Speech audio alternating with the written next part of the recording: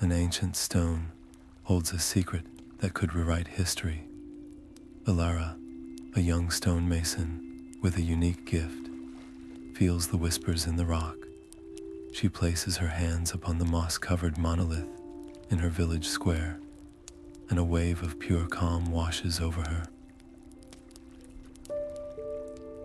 Instead of chaos, she sees visions of serene architects from a forgotten age, the mythical builders of eternity. This single moment of connection sets her on a path that defies her community's deepest traditions. To find these lost peacemakers, she must risk everything she has ever known, her home and her family, for a truth that could unravel the very foundations of her world. By the end of this journey, you will understand how a single act of courage can bridge the gap between a forgotten past and a more peaceful future. We will uncover who these builders truly were and why their serene dreams were lost to time. Wherever you are in the world right now, and whatever the hour, I would love to know what place you are listening from. What does the idea of a lost, peaceful civilization stir in you? The village well was her secret classroom after dusk. Ilara ran her fingers along the cold, rough carvings, each groove a word in a language only she could feel. Her talent was not in reading symbols, but in sensing the quiet hum of energy they held, a gentle vibration left by the hands that carved them centuries ago. Night after night, she traced the patterns, and slowly, a picture began to form in her mind, not of decorative swirls, but of a landscape. It was a map. Her heart raced as the final lines connected, revealing a path leading deep into the forbidden woods beyond the village border. This was not just a drawing. It was an invitation. The elders noticed her lingering. Their warnings were gentle but firm, spoken with the weight of generations. The old stones were to be respected, not questioned. To tamper with them was to invite instability, to risk awakening old shadows best left sleeping. Their fear was a wall built to keep the village safe, but for Ilara, it felt like a cage. The choice carved a rift inside her.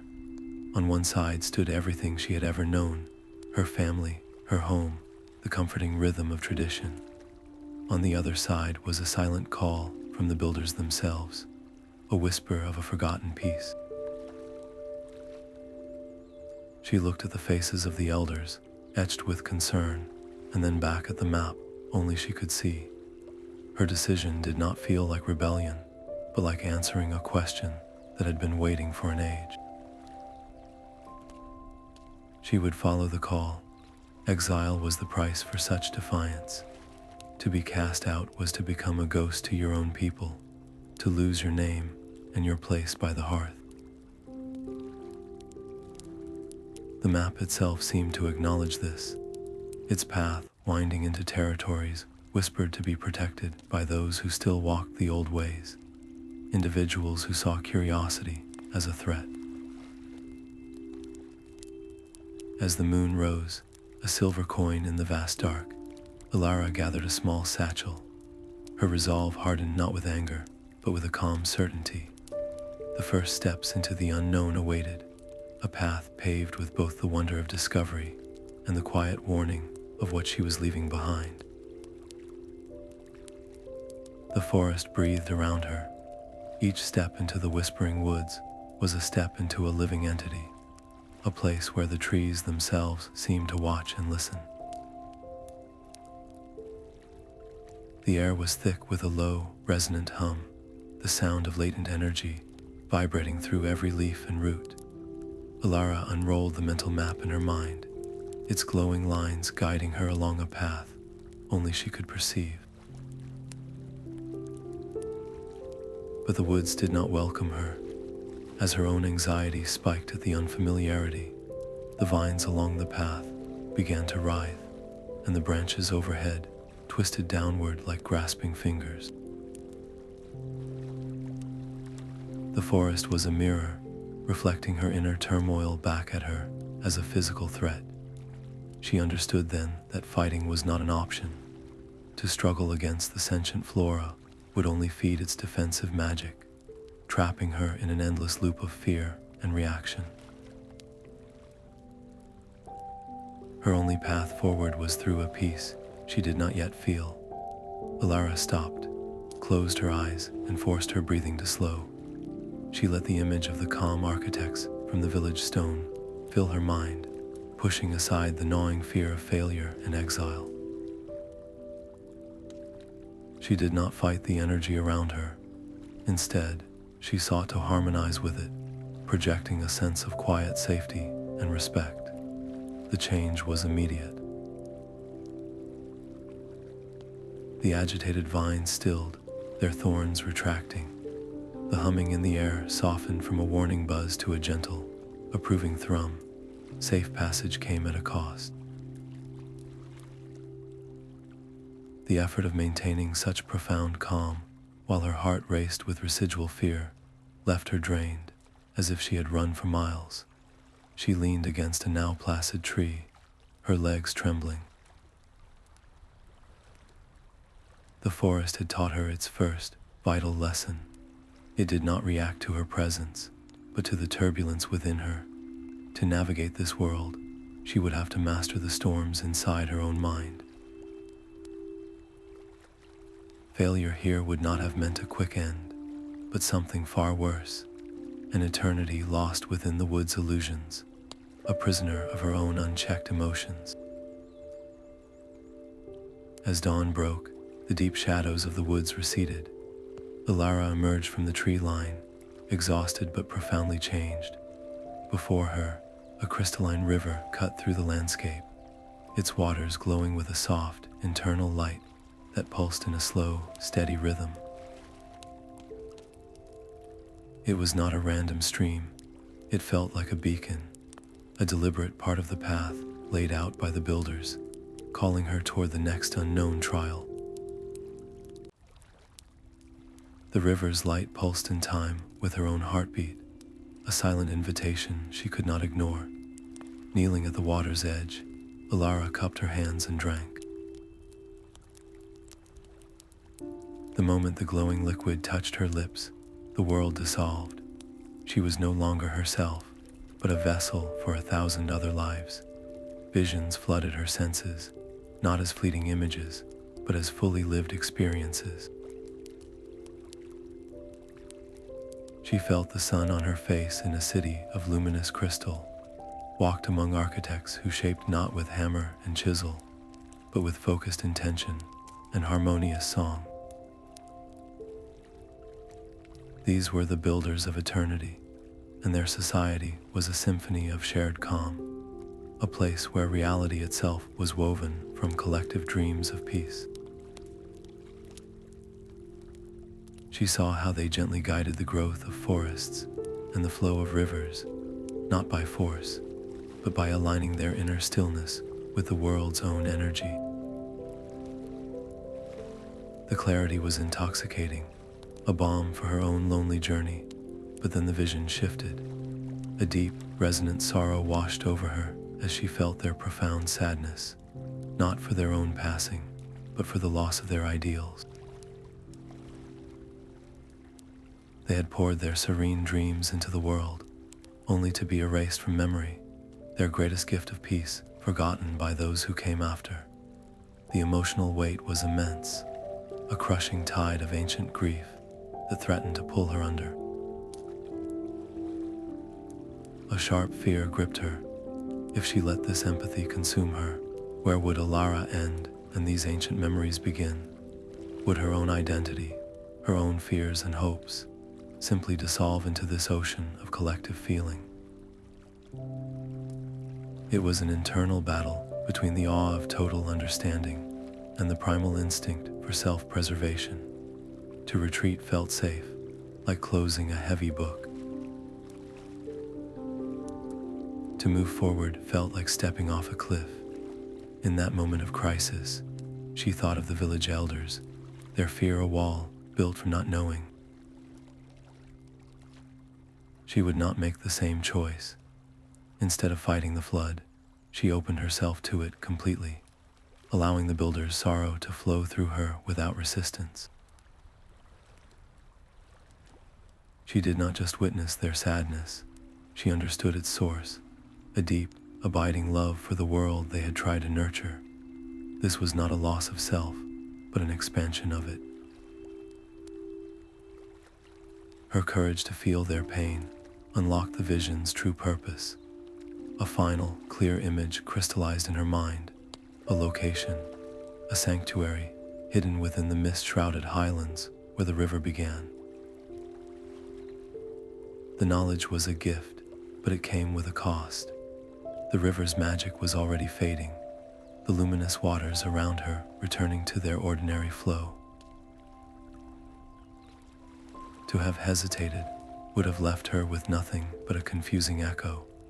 To have fully engaged had left her emotionally raw, yet filled with a new, unshakable resolve.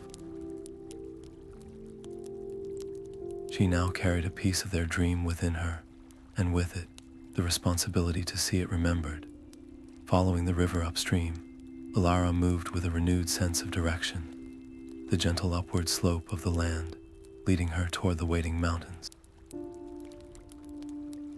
The path narrowed into a steep mountain pass, its towering walls blocking out the sun, and there, standing motionless in the deep shadow, was a figure carved from the mountain itself.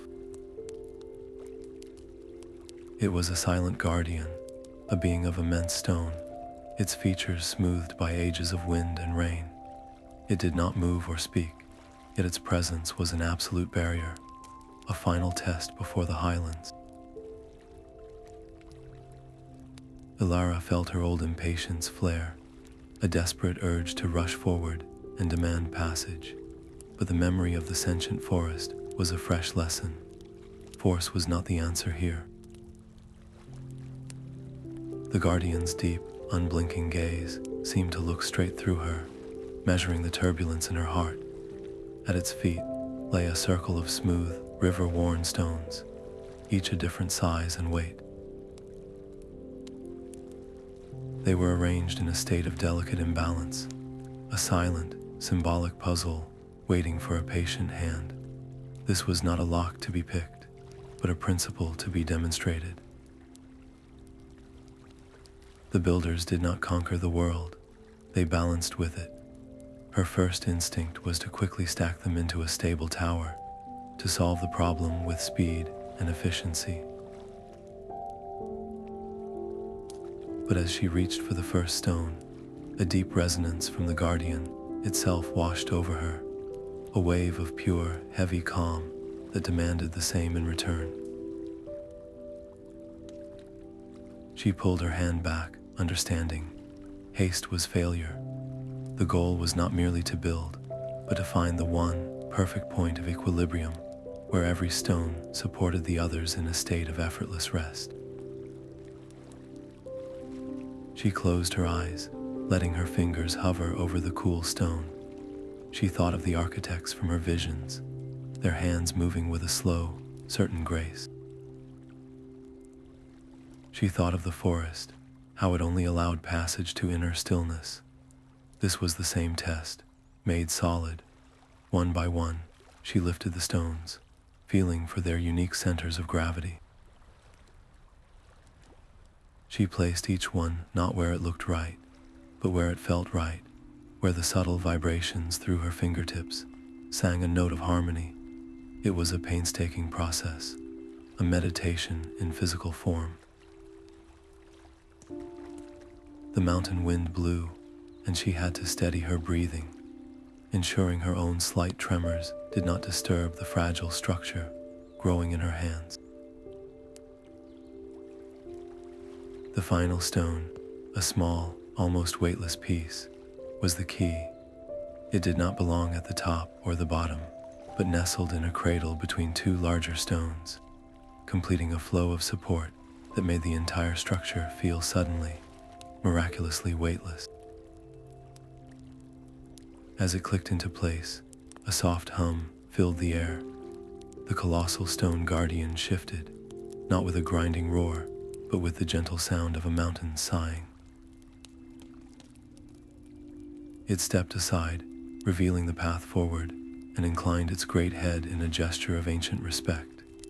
From its stony palm, a small, luminous pebble drifted down to land at Alara's feet. It pulsed with a warm, familiar light, the same energy she had felt in the river and the visions. It was a key, a guide, and a testament to her understanding. To have failed would have meant a quiet, absolute end to her quest, turned back by her own inability to master the very principles she sought. The knowledge that others had faced this silent sentinel and been found wanting made the air in the pass feel heavier, the success more profound. Cradling the warm stone in her palm, Alara stepped past the guardian and into the highlands. The air grew thin and cold, each breath a sharp reminder of her ascent. The little stone in her hand began to pulse with a stronger, more urgent rhythm, its light no longer soft but focused, pulling her gaze across the windswept plateau toward an ancient, half-hidden archway, its edges blurred by time and mist. The ancient archway stood waiting, its worn stone frame a gateway to the final trial. As Alara stepped beneath its lintel, the air shimmered and the world dissolved into sound. A chorus of whispers and cries rose around her, a chaotic symphony of every soul who had ever stood in this place. Some voices pleaded for help, others whispered tempting shortcuts, and a few echoed her own deepest fears, whispering that she was alone, that she had already failed. These were the echoes, and her path forward depended on separating their truth from their deception. The correct path would reveal itself only to the one who could hear the genuine note within the cacophony. A voice that sounded exactly like her own father's begged her to turn back, to save herself from a lonely end. Another, smooth and reassuring, promised a sunlit path to the left that felt instantly right. But beneath the surface appeal of that promise, she detected a thin, brittle quality, a hollow ring that betrayed its illusion. The true echo was not the loudest or the most comforting. It was a single, sustained note, a hum of pure energy that resonated with the small, luminous stone still warm in her hand. It was the same foundational calm she had felt from the village monolith, the same serene signature of the builders. To choose wrong would not lead to a simple dead end. It would reset the trial, trapping her in an endless, exhausting loop of the same voices, the same fears, until her spirit broke from the repetition. Her mind wrestled with doubt, each deceptive echo feeding the part of her that still felt like a scared stonemason from a small village far from home. In that moment of internal conflict, she closed her eyes and clutched the guide stone. She let the memory of her first vision flood back, the image of the calm architects and the profound peace they embodied. That initial connection was her anchor, a truth more real than any fearful whisper. Trusting that memory over the frightening echoes was an act of faith in her own unique gift. She turned toward the pure, humming note, ignoring the desperate cries and the tempting promises. As she aligned her intention with that single true sound, the chaotic symphony faded. The deceptive echoes dissolved into silence, their power broken. Before her, the solid rock of the archway's inner wall shimmered and became transparent, revealing a narrow, steep staircase carved into the living earth, descending into profound darkness. Her success was more than just progress. It was a refinement of her own spirit. She had honed her intuition into a precise tool, learning to trust the quiet voice within over the shouting fears without. This was the builder's final lesson before the heart of their sanctuary, a test of discernment that fortified her for whatever lay ahead. Taking a deep breath, Alara began her descent. The air grew cool and still, the only sound the soft scuff of her boots on each ancient step. The darkness was absolute for a long while, until a soft, greenish light began to bloom from below. She emerged at last into a cavern of impossible scale. Its curved walls soared upward into shadow, and across every inch of their vast surface glowed intricate murals, painted with some luminous pigment that pulsed with a gentle, living light. She stood in a silent library of stone, and the story it told was the lost history of the builders of eternity. The cavern was a cathedral of forgotten dreams. Alara stood in the center, her small form dwarfed by the immense, glowing murals that curved up into the darkness. The air itself felt thick with memory. She moved closer, her eyes tracing the luminous green lines that told the builder's story. Here, they did not carve stone or raise cities with tools. They stood in silent circles, their hands open, their faces serene as they wove the very substance of the world from the raw material of their collective dreams. A forest grew from a shared vision of shelter. A river sprang from a melody of cleansing rain. They were not constructing a world, but nurturing one into being through pure, focused intention. The scale of their creation was humbling, a gentle power that stood in stark contrast to the forceful dominion she knew from her own people's legends. Her fingers ached to touch the cool stone, to feel the echo of that genesis. As she walked the length of the cavern, her heart sank. A large section of the mural near the floor was damaged, its story broken by a scatter of mosaic tiles that had fallen from their setting. The image was a frustrating puzzle, a beautiful sentence torn in half. The most vital piece, a depiction of the builder's hands positioned in a specific, graceful formation, was lost beneath the debris. She felt a surge of impatient frustration. She was so close to understanding their methods, and this physical barrier felt like a final, mocking obstacle. The cavern's eerie silence pressed in on her, amplifying her own exhaustion. Every muscle protested as she knelt, gathering the smooth, luminous tiles. To rush would be to desecrate this sacred text in stone. The elders in her village would have copied the intact sections and moved on, deeming the broken part a lost cause. But Alara understood that every fragment held meaning. Her choice was a quiet one, made with a weary sigh. She would not merely observe, she would restore. Piece by tiny piece, she began the painstaking work. She cleared the dust from the empty space on the wall, her movements slow and reverent. She studied the patterns flowing from the undamaged sections, learning their logic, their rhythm. Each tile she placed was an act of devotion, a silent promise to the dreamers who had come before. It was a physical meditation, and with every correct placement, her own breathing deepened, mirroring the calm she saw in the painted figures above her. The final tile, a curved shard of deep blue, snapped into the empty space, depicting a builder's palm. The moment it settled, a soft chime resonated through the cavern, a single, clear note that seemed to vibrate in her bones. The mural she had repaired, did not remain static.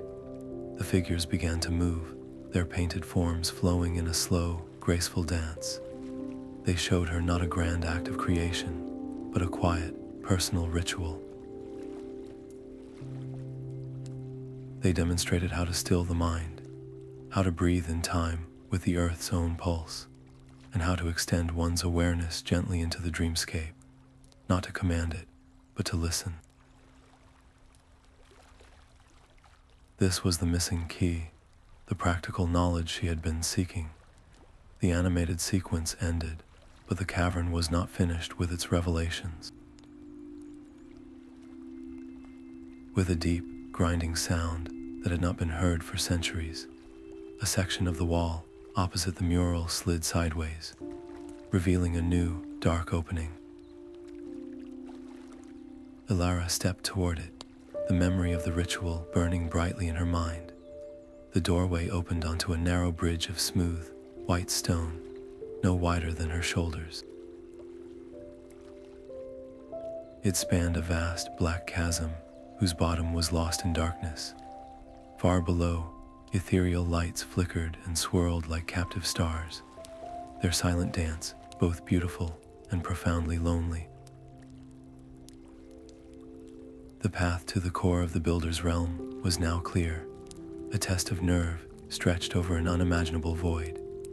The bridge was a single, impossibly slender ribbon of white stone, stretched over an abyss of swirling lights. The moment Ilara placed her full weight upon it, a howling wind erupted from the chasm, a gale that seemed born of the void itself. It tore at her clothes and threatened to pluck her from the narrow path. The bridge groaned, its surface vibrating with a dangerous tremor. Panic was a cold fist closing around her heart. One misstep, one moment of unbalanced fear, and she would fall into that beautiful, lonely darkness. Her knuckles were white where she gripped the small, luminous guide stone. The wind was not just testing her balance, it was testing the very peace she carried within. To fight the gale was impossible. To let fear take over was to make the bridge itself her enemy. She remembered the forest, the way the vines had stilled only when she did. She remembered the silent guardian and the perfect equilibrium of the stones. This was the same principle, but the stakes were absolute. Closing her eyes against the terrifying drop, she made a conscious decision. She let the memory of the calm architects fill her mind, their serene faces from her first vision. She focused on the rhythm of her own breathing, making each inhale and exhale a deliberate anchor in the chaos. She did not resist the wind, but instead adjusted her balance to move with its gusts, becoming a part of its flow rather than an obstacle. With each calm, centered step, a remarkable change occurred. The white stone beneath her feet glowed brighter, and the tremors ceased. The bridge was not just a passive structure, it was responding to her internal state. Her inner peace was making the path physically solid. Where her feet had been, the stone now shone with a permanent, soft light, as if her tranquility had been woven directly into its fabric. This was the builder's ultimate lesson in action. Their serenity was not a passive feeling, it was a creative force that could shape reality. Her successful crossing would not only save her own life, but would leave this vital pathway stronger and safer for any soul who might follow in her footsteps. Her personal victory became a permanent gift to the world. Stepping onto the solid ground of the far ledge, the howling wind ceased as if it had never been. The air was still and warm. Before her lay a tranquil garden, a hidden oasis nestled within the heart of the mountain. Smooth stone benches rested amid patches of soft, glowing moss, and in the air, floating orbs of gentle light drifted slowly, emitting a soft, soothing hum that resonated deep in her bones. It was a place of rest, a sanctuary designed not for challenge, but for integration. After the harrowing tension of the bridge, the quiet hum of the orbs was an invitation to simply be, to let the lessons of the journey settle into her spirit. The gentle hum of the floating orbs was a language of pure vibration. As Alara moved through the tranquil garden, the orbs drifted closer, each one whispering a different fragment of a life lived in perfect harmony. One shared the memory of a morning meditation that calmed a restless wind. Another held the quiet joy of shaping a single leaf with nothing but focused breath.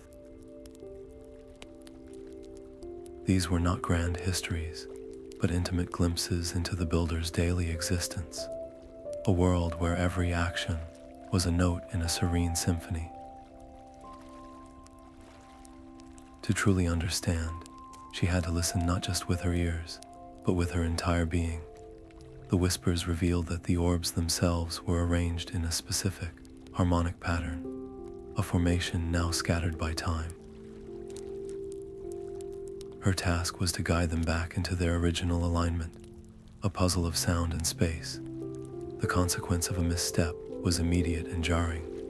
When she first nudged an orb into a wrong position, the gentle whispers fractured into a screeching dissonance that made her wince, the beautiful hum turning into a chaotic, painful noise.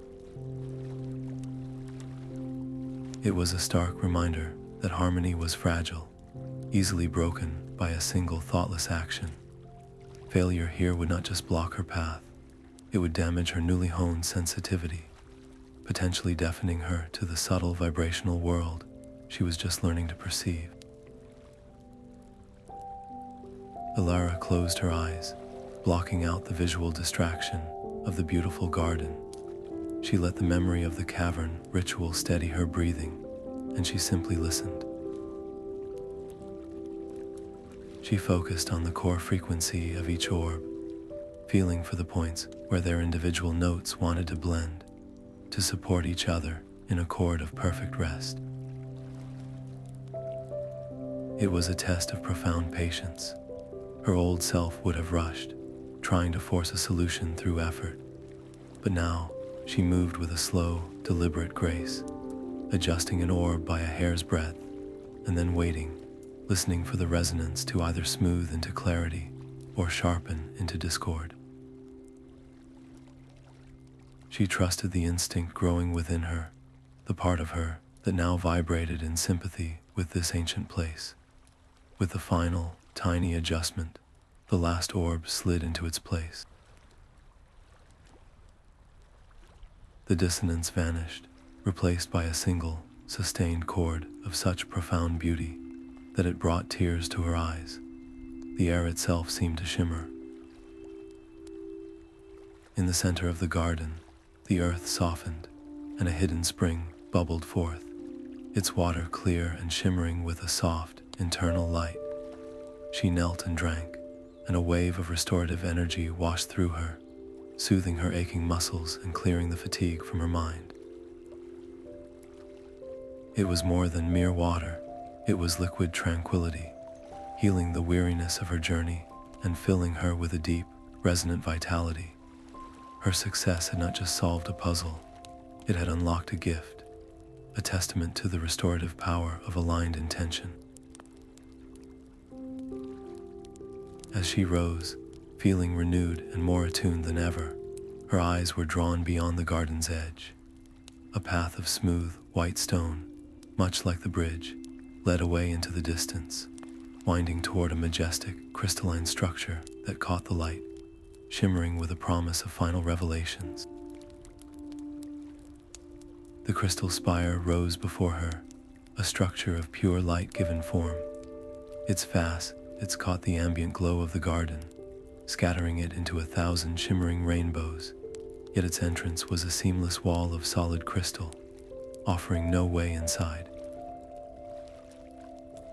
Etched into the ground before it was a circular platform, holding a single, central crystal, its purpose clear.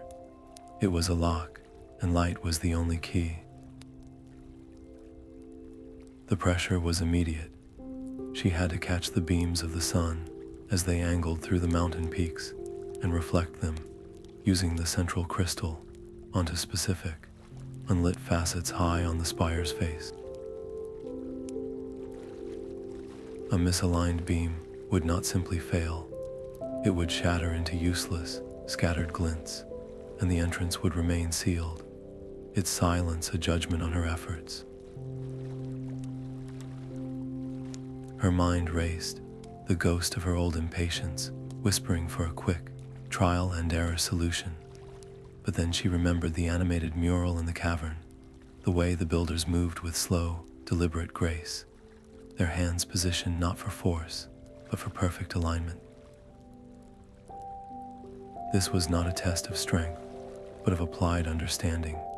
She studied the angles, visualizing the path the light would need to travel, just as she had once traced the grooves of the village monolith. Her first attempt was too hurried. The beam struck the central crystal, but bounced away at a wild angle, dissolving into a spray of faint color against the rock face. The failure was a silent, visual reprimand.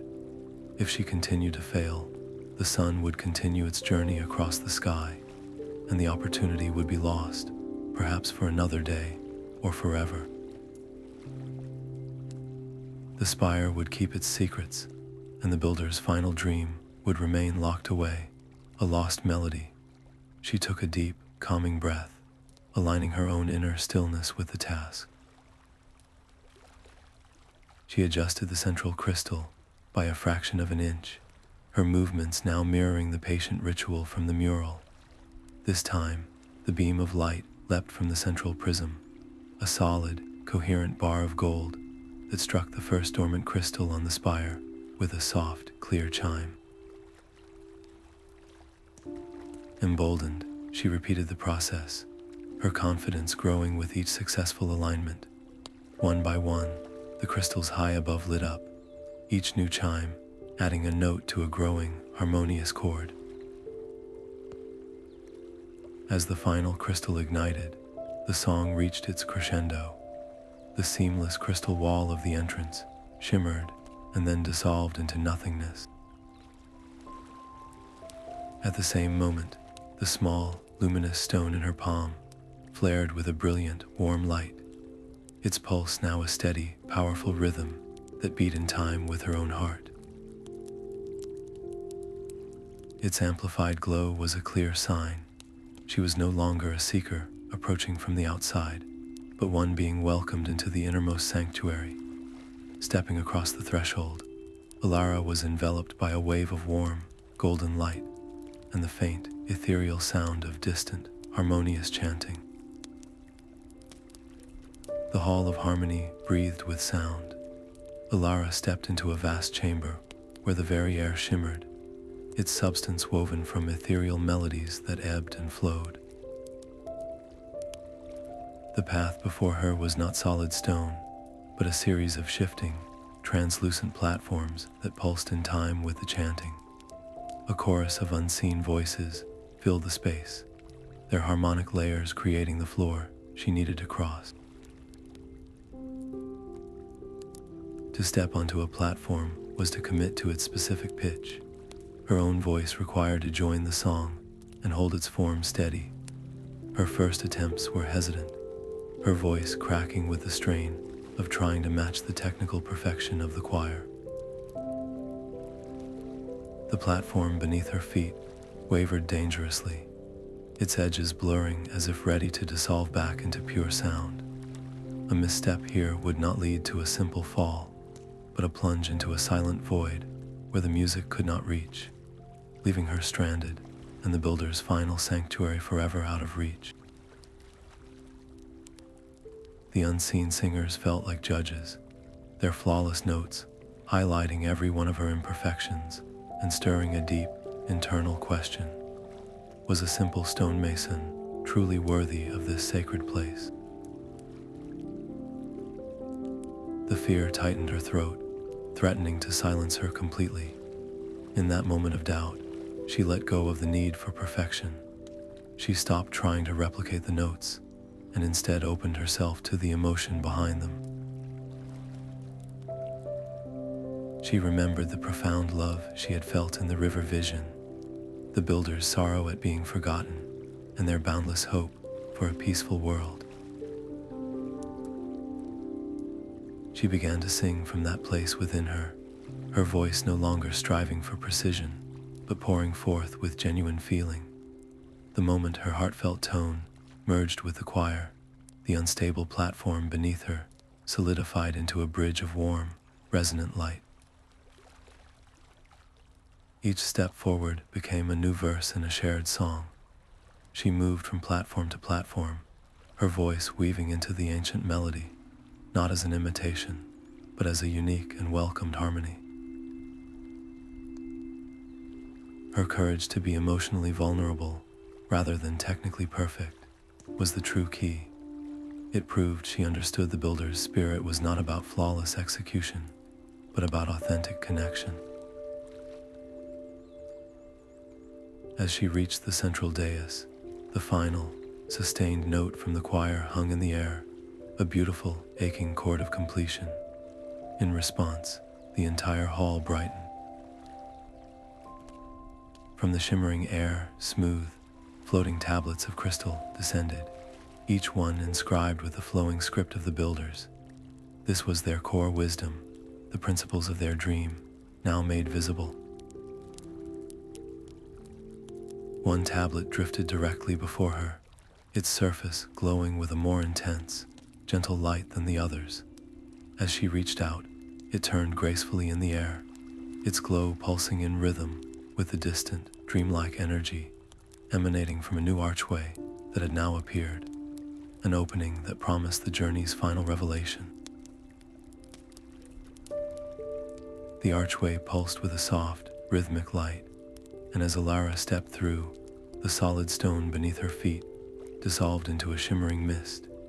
She stood at the edge of a vast, swirling expanse of color, a sea of pure potential where thought and reality were one. The only way forward was across a chasm of rosing pinks and deep indigos, a path that did not exist until she willed it into being. Her first, fleeting worry about the drop sent a ripple through the air, and the mist beneath her thinned alarmingly. This was the threshold of dreams, and it reflected her inner world with terrifying clarity. Every distraction, every spike of fear, threatened to unravel the very ground she stood on. To be lost here was to be consumed by her own chaotic thoughts, a prisoner of a mind she could not control. The stakes were absolute, the silence of the void, a stark contrast to the vibrant, deceptive beauty around her. She closed her eyes, shutting out the mesmerizing swirl. She reached for the one memory that felt solid and true, the image of the calm architects from her very first vision. She anchored her entire being on their serene faces, their quiet hands, their profound peace. It was a conscious choice, an act of emotional discipline that required her to reject the whispers of doubt and the lure of distraction. With that focused intent, the mist at her feet coalesced, weaving itself into a bridge of solidified light, smooth and stable, extending across the colorful abyss. Each step forward was an act of faith, a reinforcement of her inner calm. The bridge grew stronger and more radiant with her progress, its light a testament to her growing mastery over this dreamscape. It was not just a path she walked, but one she created through the strength of her own spirit. As she reached the far side, the chaotic colors softened into a gentle, golden haze. The bridge of light dissolved behind her, its purpose fulfilled. She found herself in a tranquil courtyard open to a sky of eternal twilight. And there, seated on smooth, circular stones, were the ancient, robed figures from her visions. Their forms shimmered with a soft, internal light, and though they did not move or speak, their presence was a palpable force, a quiet welcome after the long and solitary journey. Their silence was a language all its own, a shared stillness that filled the tranquil courtyard. Alara waited, her own breathing slowing to match the unhurried rhythm of the ancient figures. She did not speak, did not plead, but simply stood in quiet reverence, her hands open at her sides. After a span of time that felt both endless and instantaneous, the figure closest to her, a man with eyes that held the depth of starry skies, opened his eyes. His name, she knew without being told, was Alaric. His gaze was not one of judgment, but of profound, weary assessment. He spoke, and his voice was the soft rustle of leaves in a forgotten forest. You have come far, child of the present age, but tell me, why do you seek the builders of eternity? The question was a final test, more daunting than any bridge or puzzle. The pressure to say the perfect thing, to prove herself worthy, tightened her chest. She could speak of her unique gift, of her defiance and exile, but those were parts of her story, not its purpose. Instead, she let the truth rise from a place of raw honesty. My people live in the shadow of what was lost, she began, her voice soft but clear. They fear the old ways, seeing only chaos in the unknown. But I have felt your peace in the stone. I do not wish to reclaim a forgotten past, but to build a bridge, so that your dreams are not just a memory, but a seed for a new world. She spoke of the village elders, not with anger, but with empathy for their fear, and of her own conviction that understanding, not fear, was the true path forward. Alaric listened, his ancient face unreadable. When she finished, a slow, sad smile touched his lips. Your intent is pure, he said. It has been an age since a heart from the waking world beat in time with our own. He gestured to the other silent figures. We fade not because our time has ended, but because the world has forgotten how to dream peacefully. The great noise of conflict and haste has drowned out the quiet hum of creation. Your desire to bridge the chasm is the very catalyst we have awaited. In that moment, the stakes of her entire journey shifted. It was no longer just about her personal quest for understanding. Acceptance meant she must now become a conduit, a living link to help revive the builder's fading influence in a world that had stopped listening. The responsibility felt immense, a weight settling on her shoulders. Alaric rose, his movement fluid and silent. He gestured toward the center of the courtyard, where a vast, crystalline structure rested, its intricate facets dark and dormant. It resembled a colossal, sleeping heart. This, he said, his voice filled with a mix of reverence and sorrow, is the engine of eternity. It is the loom on which we once wove the dreams of a peaceful age. But its light has dimmed. To reawaken it requires more than just a key. It requires a living spark, a will to dream anew. Your connection to the living stone is the final component we have lacked. Alaric's words settled over her, not as a burden, but as a profound truth. He explained that her unique gift, the ability to feel the whispers within rock, was the precise resonance needed to bridge the ancient engine and the waking world.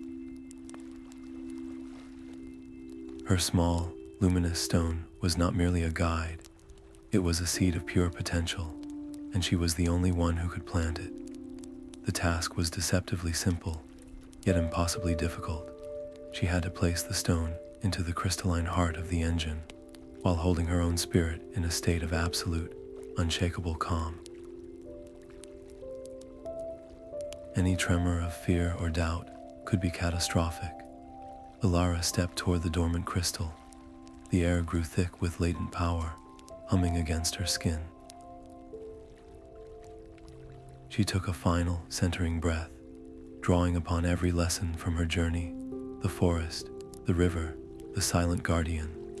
As her fingers touched the cool, smooth surface of the engine's core, a slot shimmered into existence.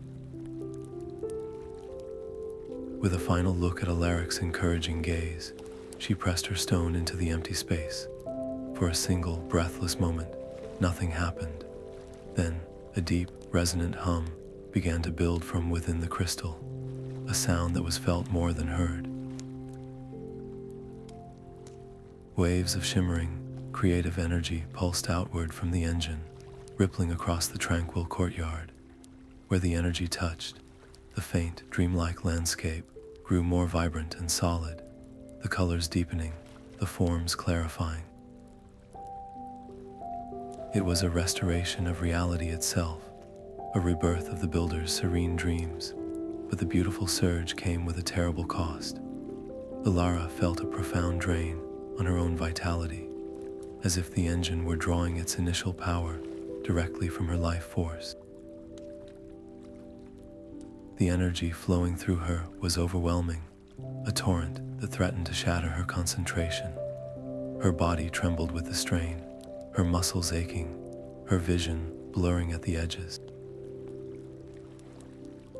It was an external and internal war, a battle to remain the calm center of a creative storm. Her instinct was to pull away, to sever the connection, and save herself from this exhausting torrent.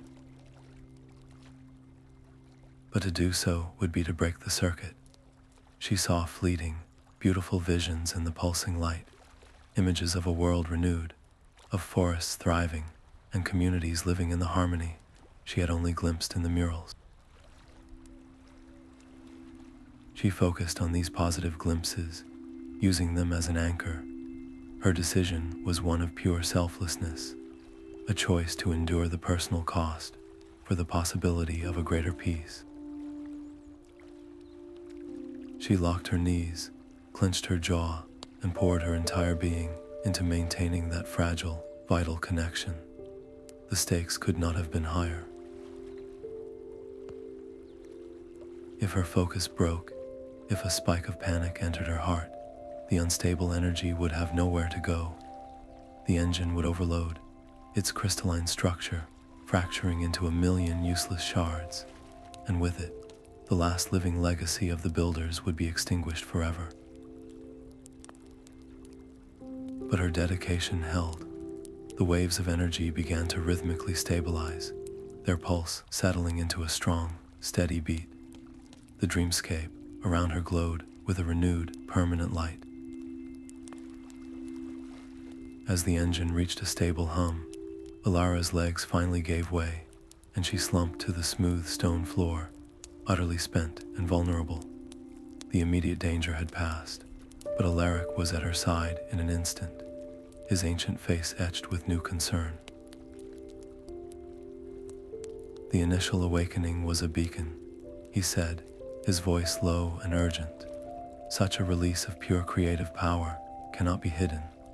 It has drawn the attention of those who fear what they cannot control. From the depths of the mountain, a distant, ominous rumbling began to echo, the sound of approaching threats drawn to the light. The rumbling in the mountain was not just a sound, it was a feeling, a cold dread that seeped up from the stone itself. From the shimmering edges of the newly vibrant dreamscape, dark forms began to coalesce. They were the echoes of doubt, shadowy manifestations, born from the residual fears of every soul who had ever failed this final trial. They had no faces, only shifting shapes that mirrored Alara's deepest anxieties back at her. One took the form of her village elder, shaking his head in disappointment. Another became a phantom version of herself, alone and weeping in the dark. Their whispers were a mental assault, questioning her worth, her sacrifice, her very sanity. "You are just a stonemason," they hissed. "You have abandoned your home for a fantasy. You will die here, forgotten." The tranquil light of the courtyard flickered, the beautiful colors dimming as the shadows fed upon this surge of fear. Her heart hammered against her ribs, a frantic drumbeat in the eerie silence. The instinct to fight was overwhelming, to shout back at the phantoms, to deny their accusations with all her strength. But the memory of the sentient forest was a clear lesson. Resistance would only give them more power. This was an internal war, and her weapons were not fists or fury, but the truth she had gathered on her journey. She closed her eyes, shutting out the terrifying visages. Instead of fighting the shadows, she made a conscious choice to share with them. She projected the memory of the calm architects from her first vision, their serene faces a bastion of peace. She radiated the feeling of perfect balance from the stone puzzle, the profound understanding from the river of light, the harmonious chord from the garden of orbs. She filled the space around her not with denial, but with the pure, certain energy of the builder's teachings. She showed the shadows her hopeful vision of the future, a world where her village no longer lived in fear, where the lost dreams of the ancients could take root once more. The change was not instantaneous. The shadowy forms wavered, their whispered doubts faltering. They were creatures sustained by fear, and in the face of such unwavering, compassionate certainty, they had nothing to feed upon. One by one, their dark forms began to dissolve, not vanishing in defeat, but transforming. They softened into shimmering motes of light, gentle echoes, that now hummed with the same serene frequency as the dreamscape itself. They had been transformed from adversaries into allies, their chaotic energy purified and integrated, strengthening the very fabric of the realm they had sought to corrupt. In their final moments, Alara understood. These were not mere illusions. They were the ghosts of past seekers, individuals whose spirits had broken at this final hurdle, their fear and doubt crystallized into these defensive shadows.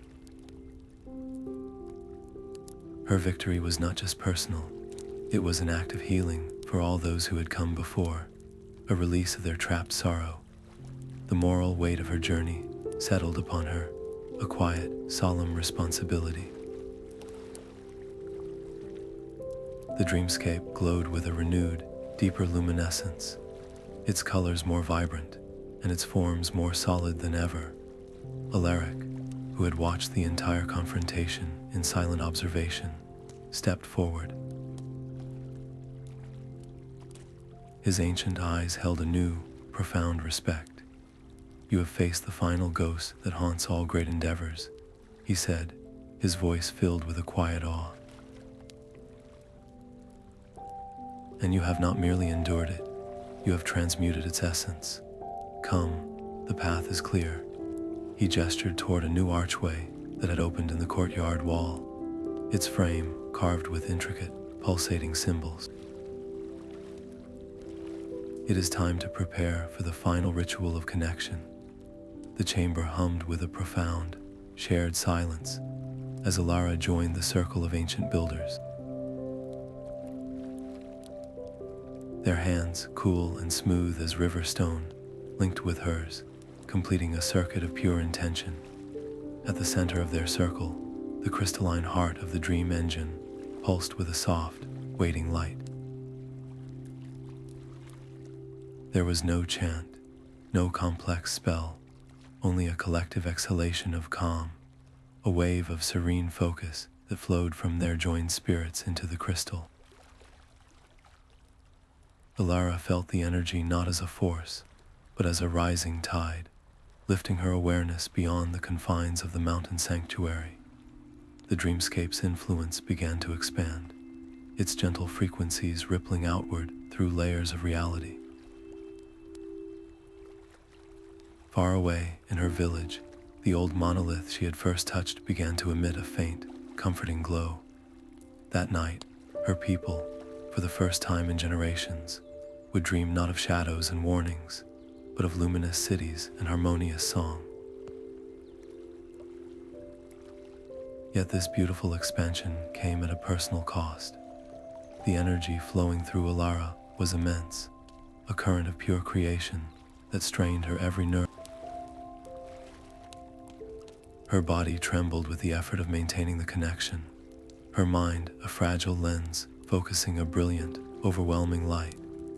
Each moment of doubt, each flicker of her own fatigue, threatened to fracture the delicate channel. A break in her concentration would not simply end the ritual, it would create a violent feedback loop, a surge of unstable power that could shatter the dream engine and sever the builder's link to the world forever. The weight of that possibility was a physical pressure on her chest. In her moment of greatest strain, she did not retreat inward. Instead of clinging to her own solitary strength, she made a conscious choice to trust.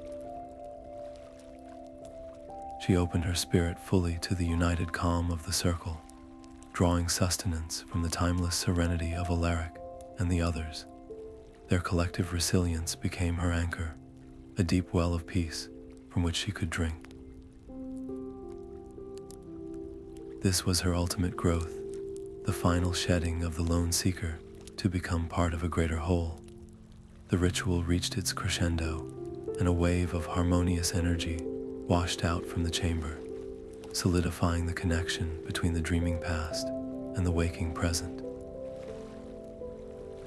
As the circle slowly broke, a profound sense of unity settled over Alara, a feeling that she was no longer just one person, but a vital note in an eternal song. Yet when she looked to Alaric, expecting to see shared triumph, she found his expression had turned grave. His gaze was fixed on the depths of the newly vibrant dreamscape, where a subtle, dissonant ripple had begun to stir, an ancient imbalance awakened by their success. A shimmering tear had opened in the vibrant fabric of the dreamscape. Through it, dark, formless tendrils of nightmare energy seeped, unraveling the luminous threads of harmony and leaving patches of dull, chaotic static in their wake. This was not a random flaw, but a direct wound, a vulnerability exposed by the very act of reconnecting their serene realm to a world still turbulent with conflict and haste. Each surge of fear or anger from the waking world sent another ripple of distortion through the tear, causing it to widen with an audible, sickening pull. Alara felt the discord as a physical ache, a cold knot tightening in her stomach. The beautiful world she had helped awaken was now under siege, and its survival depended on their ability to mend this fragile tapestry. The ancient builders moved with a unified, fluid grace, their hands weaving intricate patterns in the air as they channeled threads of focused intent toward the rupture. They hummed a single, sustained note of pure calm, a sonic loom trying to stitch the breach closed, but the unraveling was accelerating, fed by a constant stream of modern anxieties they could not fully comprehend. Their timeless methods, while powerful, were not enough. The tear resisted their efforts, the nightmare energy hissing and spitting like a living thing. Alaric's voice cut through the harmonious strain, his words urgent. The turmoil of your age gives this darkness its strength. Our peace alone cannot hold it. We must find an anchor within your world, a counterweight to the chaos. Alara understood the impossible task.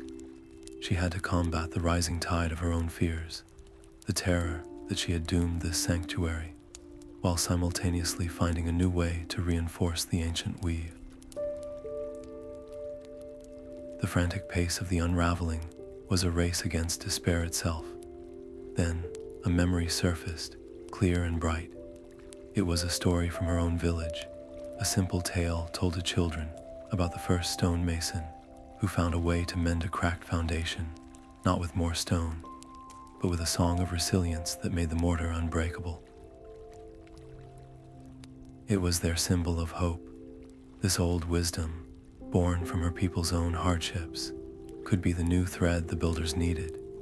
She did not try to copy the builders' intricate patterns. Instead, she began to sing.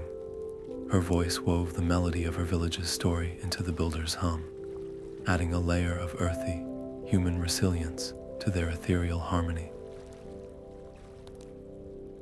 With her hands, she did not weave abstract intent, but sketched the familiar symbols from her home, the carvings of enduring roots and sheltering branches from the village monolith. As she worked, she visualized the faces of her family, the warmth of the hearth, the quiet strength of her people. These were not just memories, they were emblems of hope, and as she embedded them into the tapestry, they glowed with a steady, grounding light. The effect was immediate. Where the old wisdom met the new, the fraying edges of the tier began to knit themselves back together. The symbols from her village acted like sturdy patches, reinforcing the delicate fabric of the dreamscape with a strength it had previously lacked. The nightmare tendrils recoiled from this combined energy of ancient serenity and living hope, their corrosive influence neutralized.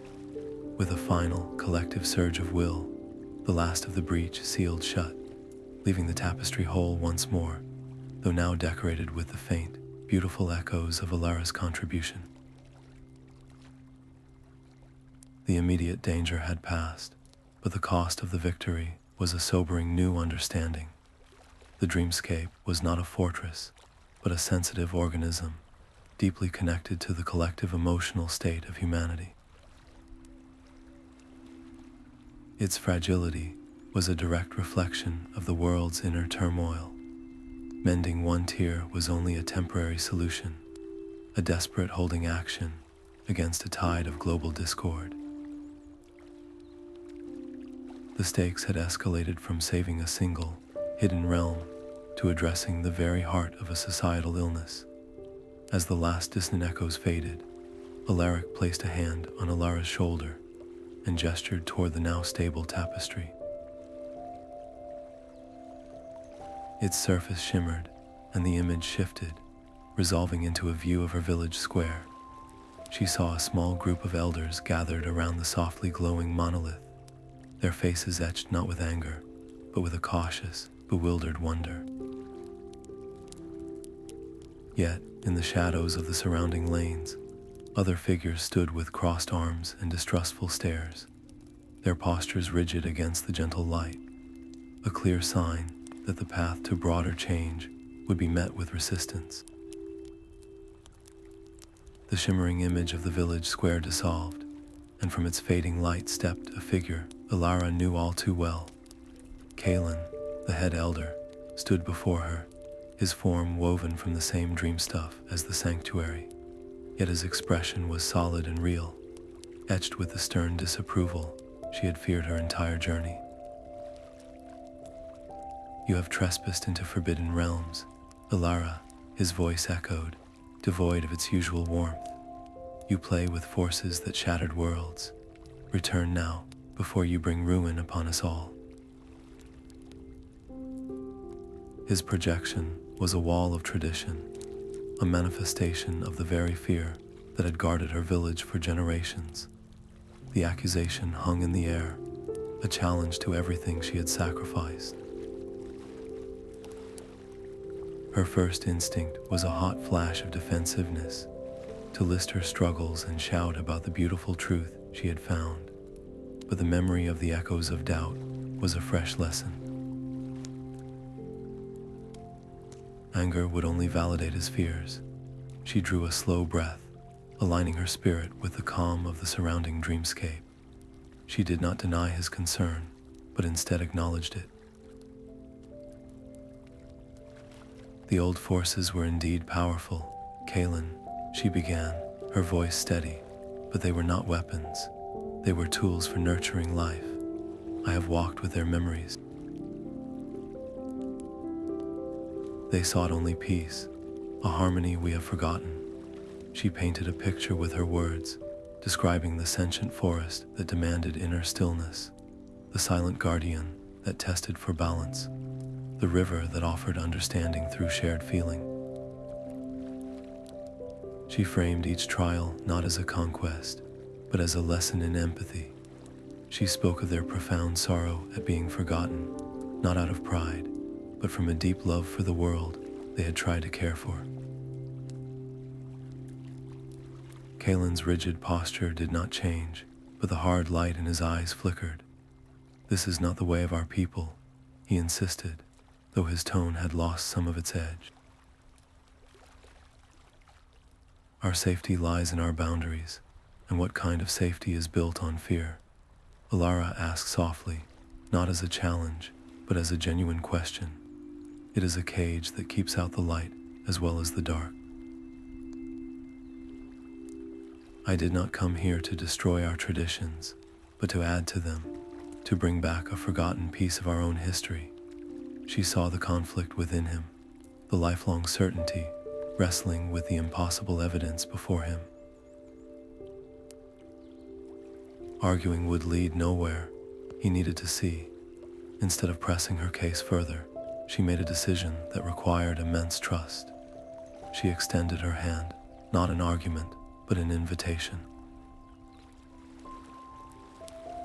"Do not take my word for it, Elder Kaelin. Let the truth speak for itself. Witness this place. Feel its intention." She opened her own connection to the dreamscape, projecting the serene energy of the Hall of Harmony, the restorative peace of the garden, the profound, creative calm of the builders themselves toward his projected form. For a long moment, he was silent, his form shimmering as the foreign sensations washed over him.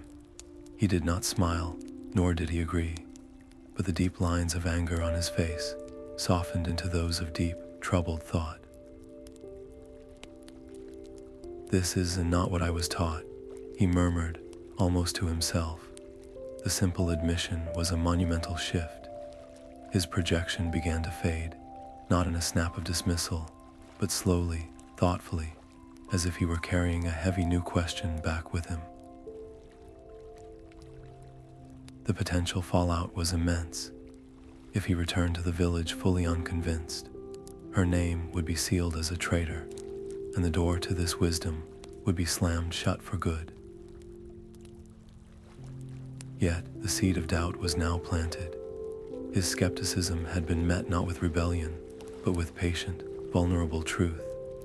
As the last shimmer of Kaelin's form dissolved into the warm air, a new sensation tugged at Alara's core.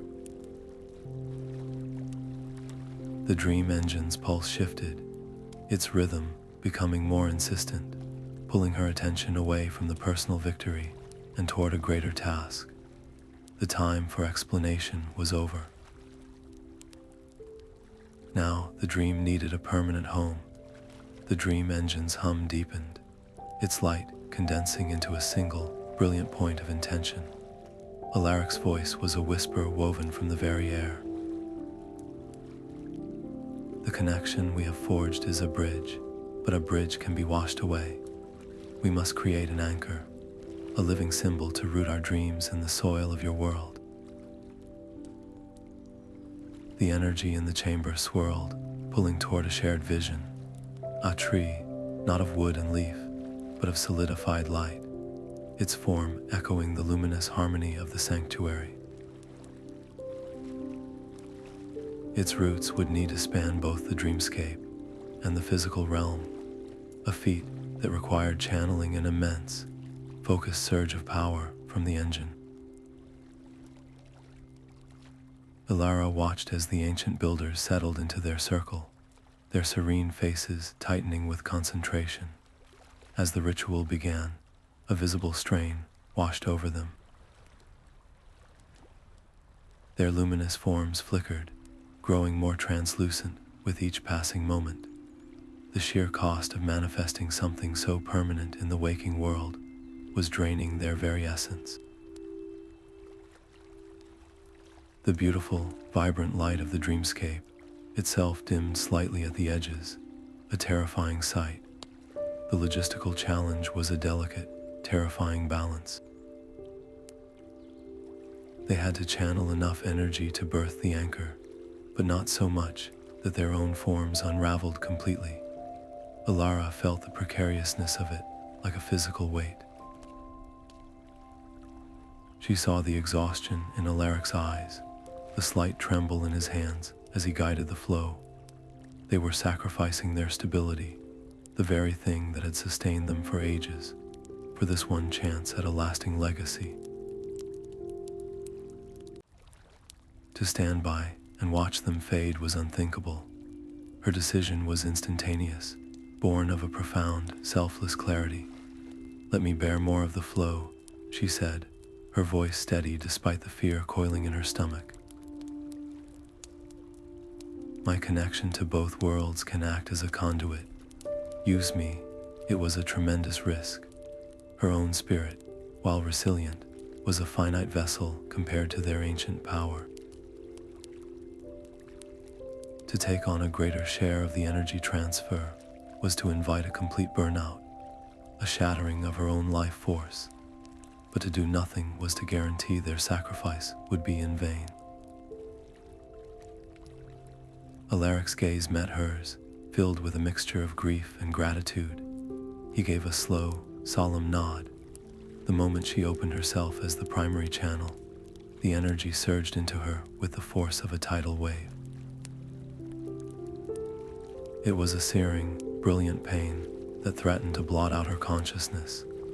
She focused on the image of the tree, its roots digging deep, its branches reaching for the sky, a beacon of peace for her village. She held that vision as a shield against the overwhelming torrent, her body trembling violently with the effort. The tension in the chamber was a palpable wire stretched to its breaking point. Just as she felt her own light beginning to gutter, a final, collective push from the circle completed the working. In the village square, where the old monolith stood, the earth split open. From it erupted a sapling of pure, white light, which grew in the space of a single breath into a magnificent, luminous tree. Its roots were not just in the soil, but in the dreamscape, visible as shimmering threads of stability that wove through the fabric of both realms.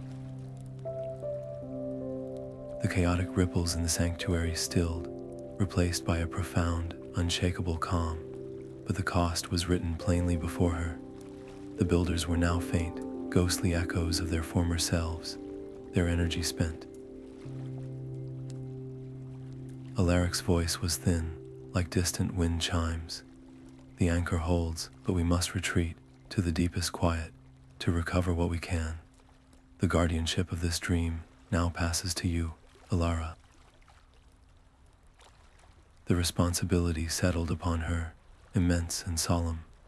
Success had ensured the dreamscape's survival, but it came with a painful farewell. She placed a hand over her heart, a promise. "I will protect it. I will help it grow." With the last of his strength, Alaric gestured toward a distant region of the dreamscape, where a faint, gray fracture marred the vibrant colors. "Then you must begin. That fracture spreads, a wound from an old sorrow. Heal it before its silence consumes the light around it." The gray fracture was a scar across the vibrant dreamscape, a place where color and sound bled into a dull, whispering static.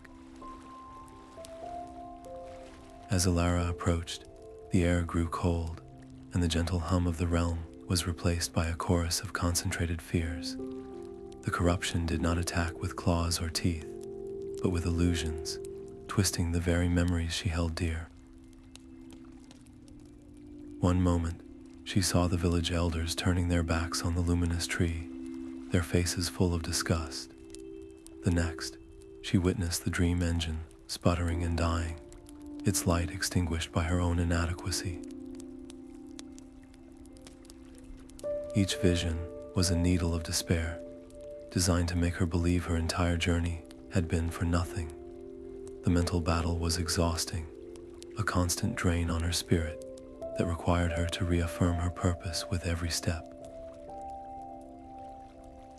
She did not shout the illusions away. Instead, she answered them with quiet truths, whispering the names of the builders and recalling the feeling of the balanced stones in her hands. Her only tools were the seeds she carried, tiny fragments of the great luminous tree that pulsed with a soft, determined light. Planting them in the corrupted ground was an act of profound faith. She sang as she worked, her voice weaving melodies of unity that told the story of the forest that demanded calm and the river that offered understanding. The songs were not a weapon, but a balm, a gentle counterpoint to the harsh whispers of fear. The process was agonizingly slow. Each seed took root with a fragile glow, sprouting into a sapling that pushed back against the static gray only inches at a time. She had to tend to them constantly, her song a protective shield that nurtured their growth and prevented the corruption from strangling their young roots. This was the true nature of guardianship. She realized, not a single heroic act, but a patient, ongoing commitment to nurturing light in the face of persistent shadow. The choice became clear as the first saplings began to strengthen. She could return home, to the familiar comfort of her village and the hope of reconciliation, or she could remain here, in this desolate corner of the dream, until the healing was complete. To leave now would be to risk everything. The fracture would slowly spread its poison, undoing all their sacrifices and eventually threatening the heart of the sanctuary itself. Her personal desires felt small against the vast need of the realm. With a calm resolve that surprised her, Ilara decided to stay.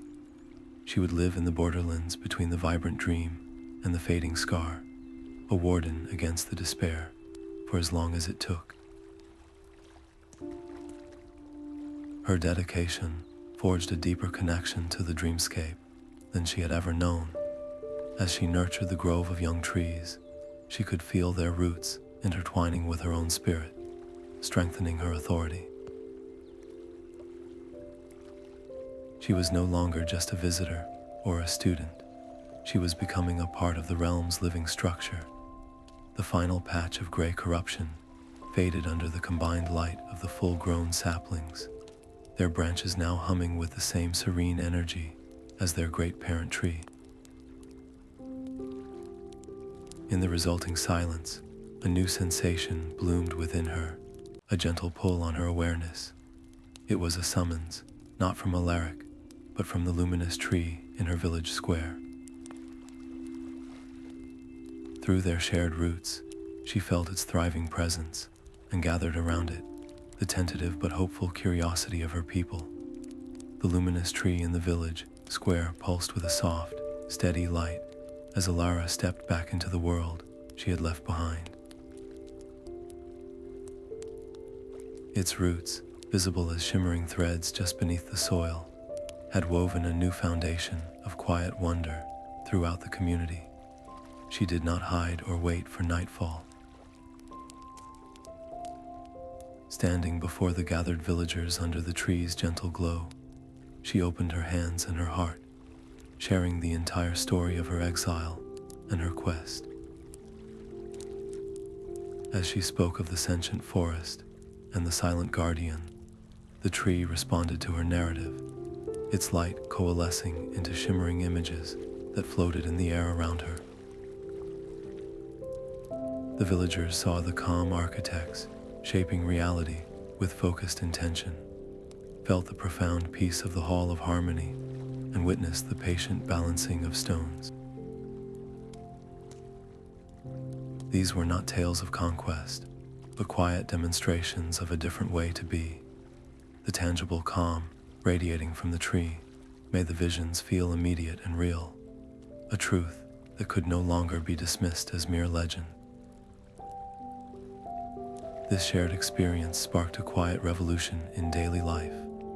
A potter, once known for his quick temper, began to hum the melody Alara had brought back, finding that his hands shaped the clay with a new and effortless grace. A farmer, inspired by the vision of nurturing growth, started to sit in quiet meditation with her crops each morning, and the fields soon flourished with an unexpected vitality. The community itself began to transform, with disagreements now met with shared breaths and a search for common ground, revitalizing the very spirit of the village. Yet, a pocket of resistance remained.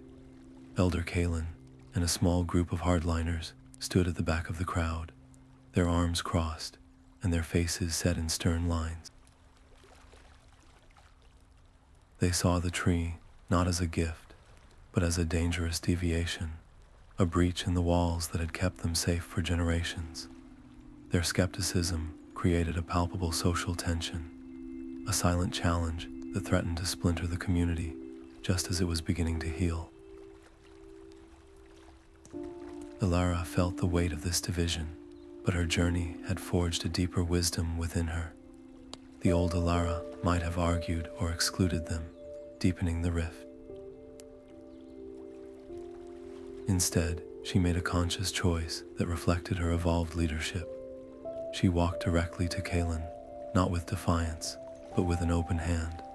"I understand your fear," she said, her voice calm. "The unknown has always been our greatest enemy, but will you help me tend this tree? Your strength and your care for this village are what it needs to grow strong." She invited the skeptics not to follow her, but to join her, offering them a direct role in nurturing the very symbol they distrusted. This act of forgiveness and radical inclusivity disarmed their anger more effectively than any argument could have. Slowly, reluctantly, Kalen approached the luminous trunk. As his work-worn hand touched the bark, a wave of pure, calming energy washed over him, and the rigid lines of worry on his face finally softened into awe. The stakes of this reconciliation were immense. A permanent rejection could have shattered the village's newfound unity and severely weakened the Dreamscape's anchor in the physical world, leaving both realms vulnerable. But their collective acceptance did the opposite.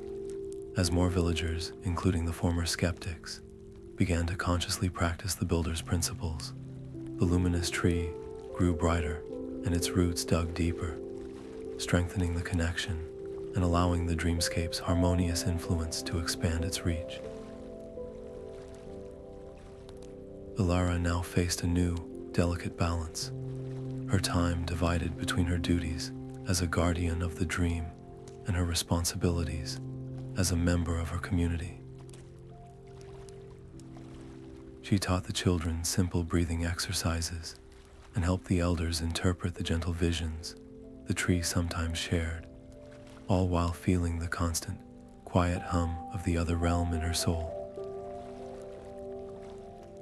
With the village finally united around a shared dream, she felt a familiar, gentle pull on her awareness, a whisper from across the bridge, reminding her that a single healed village was just the beginning.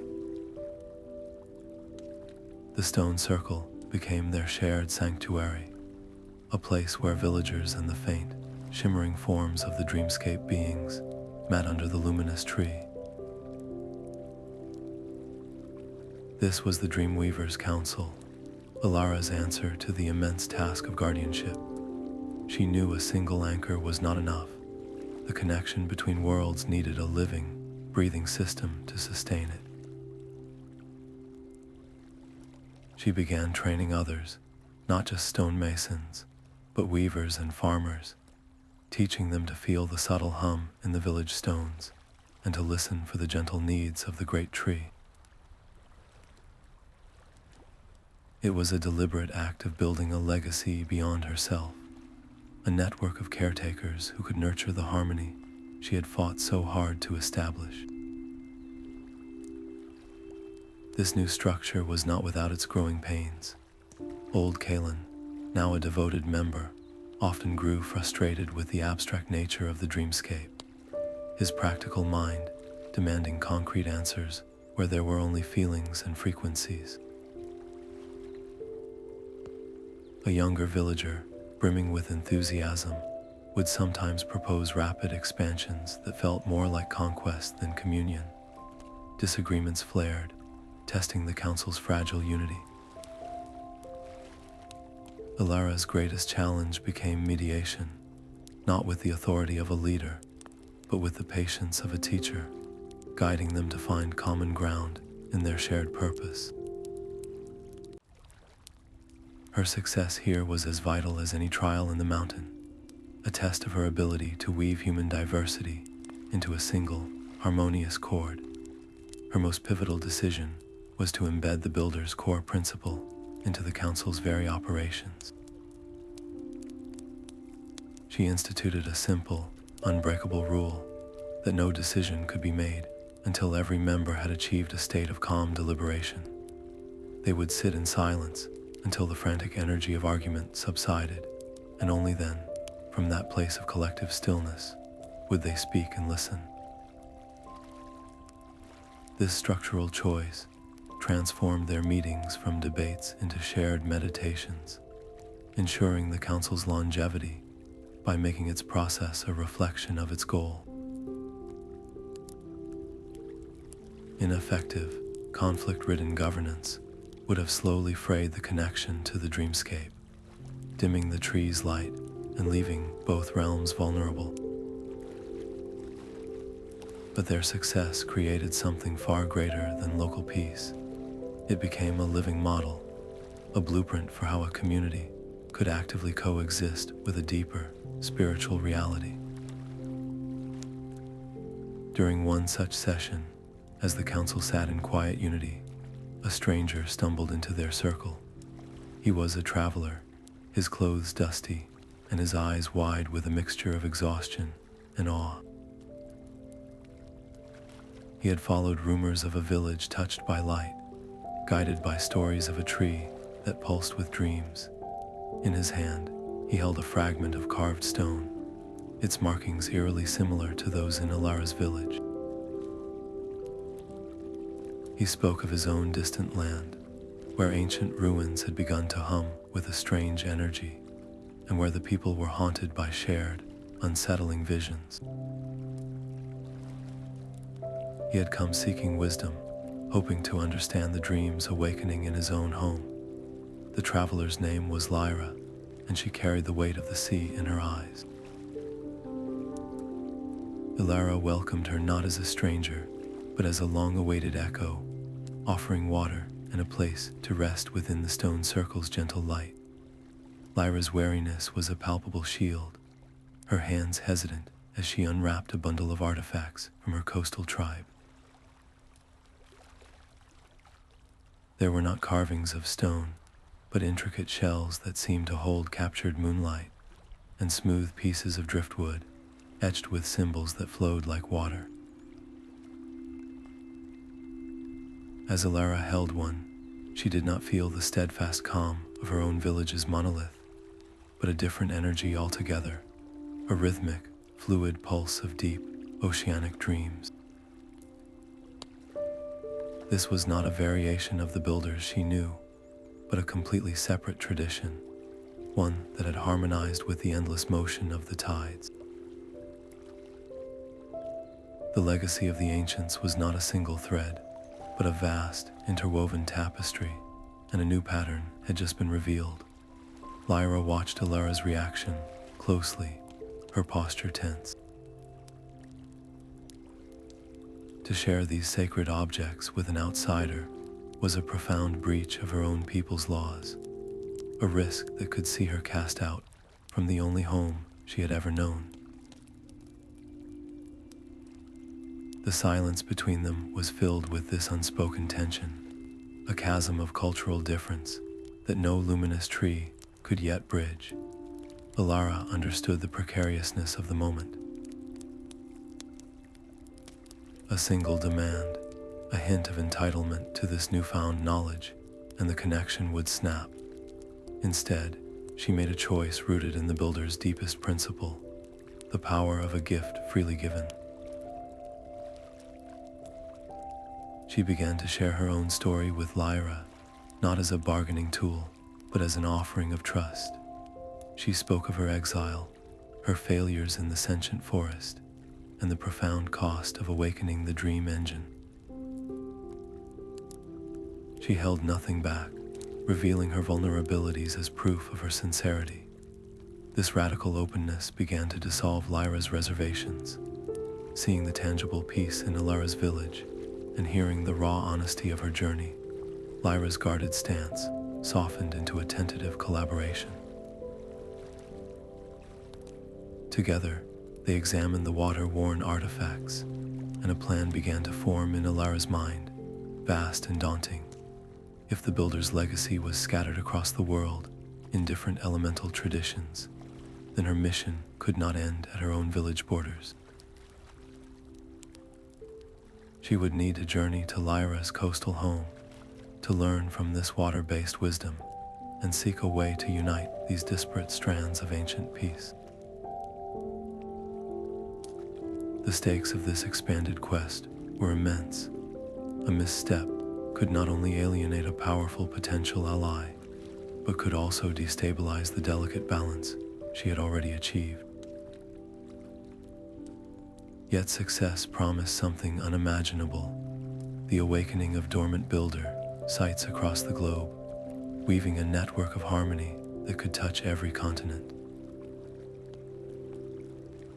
As they prepared for the journey ahead, gathering supplies under the luminous tree, Lyra's voice grew quieter, her words chosen with care. She mentioned, almost as an afterthought, that her people had recently noted a change in the ocean dreams. The usual gentle currents of sleeping whales and choral song were now punctuated by something else, a deep, dissonant thrum that stirred the abyss. It was not yet a crisis, but a whisper of disturbance from the world's greatest depths, a hint of new challenges waiting beneath the waves. The rhythmic crash of waves was a new kind of music against the cliffs of Lyra's home. The coastal tribe watched them from a distance, their faces guarded, their postures speaking of a people who trusted the sea's moods more than any stranger's promise. The sacred cavern was not on the land, but beneath it, its entrance a dark, swirling hole in the reef that seemed to breathe with the tide. To dive there was to leave the solid world behind entirely. The water inside the cavern was alive, not with fish, but with visible currents of dream energy, great ribbons of sapphire and silver light that twisted in a slow, powerful dance. To fight them was to be thrown against the sharp coral walls. Their only path was to become a part of the flow. Lyra placed a hand on her own chest, then on Alara's, demonstrating the slow, deep breathing of her people, a rhythm meant to match the ocean's own pulse. Alara closed her eyes, letting the memory of the forest and the bridge of light guide her. She silenced the frantic voice in her mind that screamed for air, that feared the crushing weight of the water and the terrifying emptiness of the depths. This was a drowning of the spirit as much as the body, a fear of being dissolved into something too vast to comprehend. Her trust in Lyra had to be absolute. She deferred completely, mirroring the older woman's movements, allowing herself to be led through the disorienting swirl. It was an act of profound humility, setting aside her hard-won expertise to to become a student once more. To fail this synchronization would not mean a quick return to the surface, but an eternal wandering in the ocean's subconscious, a soul lost forever in the endless, beautiful blue. But as their breathing fell into perfect time with the water's rhythm, the chaotic currents suddenly made sense. The luminous ribbons parted, not as a path, but as a welcoming embrace, guiding them deeper.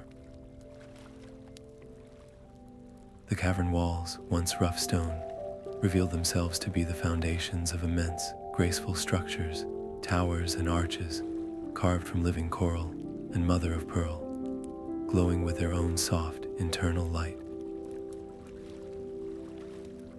This was a builder's sanctuary, but one conceived for a different element, and from the shadows of these structures, new forms emerged, beings of liquid light and gentle curiosity, their shapes flowing between that of great whales and schools of shimmering fish, circled the two women.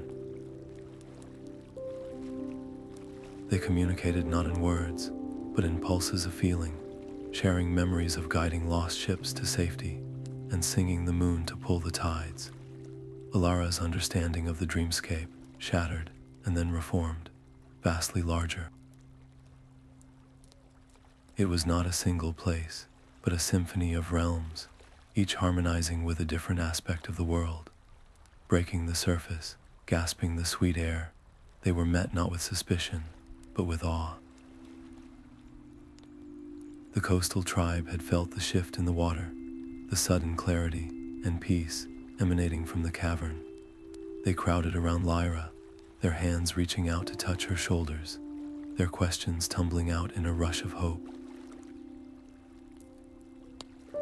As Alara stood on the wet sand, feeling the solid earth beneath her feet and the new, aquatic hum in her soul, she sensed the entire dreamscape vibrating, as if 1,000 dormant strings had been plucked, waiting for their note to be played. The first attempt to weave the realms together was a storm of sound and color. The inland villagers hummed their steady, earthy tones, while the coastal tribe sang with the rhythmic, flowing melodies of the sea. Instead of harmony, the air crackled with a jarring dissonance that made the luminous tree flicker and the coral spires in the distant sanctuary dim. The clash of dream frequencies was a physical pressure, a headache of conflicting realities that threatened to tear their fragile connection apart. The conflict was not one of anger, but a fundamental difference, a reminder that their paths to peace had been shaped by entirely separate worlds. In that moment of rising panic, Alara made a critical choice. She signaled for a halt, her voice cutting gently through the discord. She proposed a new approach, a gradual integration where they would first share simple, grounding rhythms before attempting the complex tapestry of their full rituals. It was a decision that prioritized the stability of both realms over the speed of their ambition, a patient calibration that built essential trust among all the participants. Rushing this delicate process could have fractured the dreamscape, creating wounds that might never heal, but their careful, step-by-step weaving created something far more resilient. They started with breath, synchronizing their inhales and exhales until the very air in the stone circle seemed to pulse as one.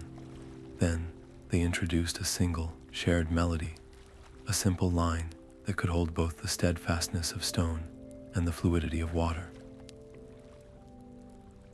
Slowly, carefully, they built from there. The result was not just a connection, but a transformation. A farmer from the inland village suddenly understood the profound patience of the tide, while a shell carver from the coast felt the deep, enduring strength of the mountain. Shared visions blossomed in their minds, not as fleeting images, but as lived experiences that fostered a genuine, unshakable intercultural understanding. The stability of the entire dreamscape was enhanced, its energy no longer two separate streams, but a single, powerful river of calm.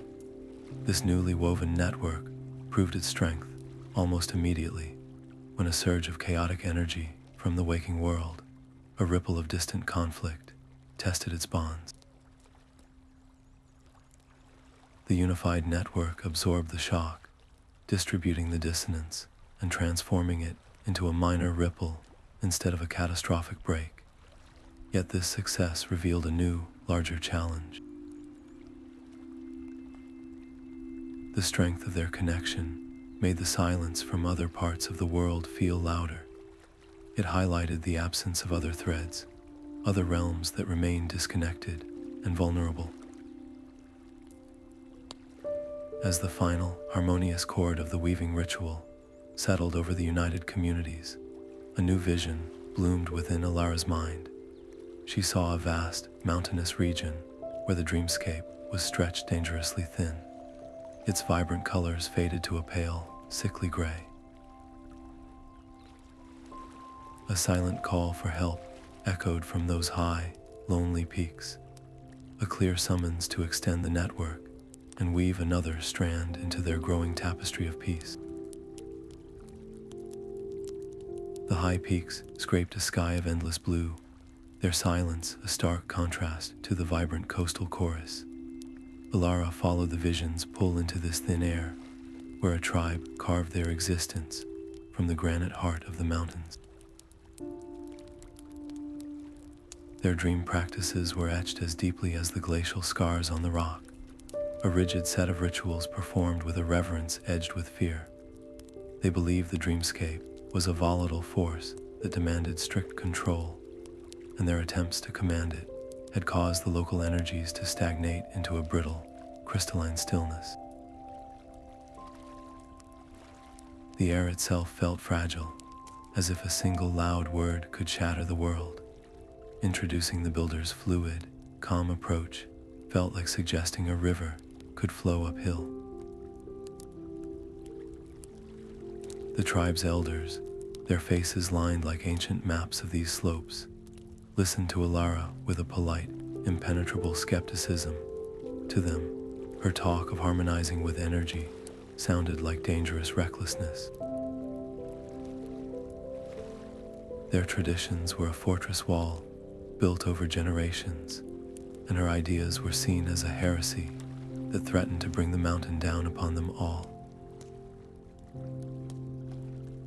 Tense debates echoed in the great hall, the warmth of the central fire doing little to melt the ice of their disapproval. Alara knew that force or frustration would only reinforce their fears. Her decision was one of profound patience. She asked permission to live among them for a full season, not as a teacher, but as a student. She learned to chip arrowheads from flint, to track the high mountain goats, and to sing their stern, protective hymns to the sleeping earth. She did not speak of the builders, but she embodied their principles in her quiet work and respectful observation. This choice to listen before speaking began to wear away their resistance.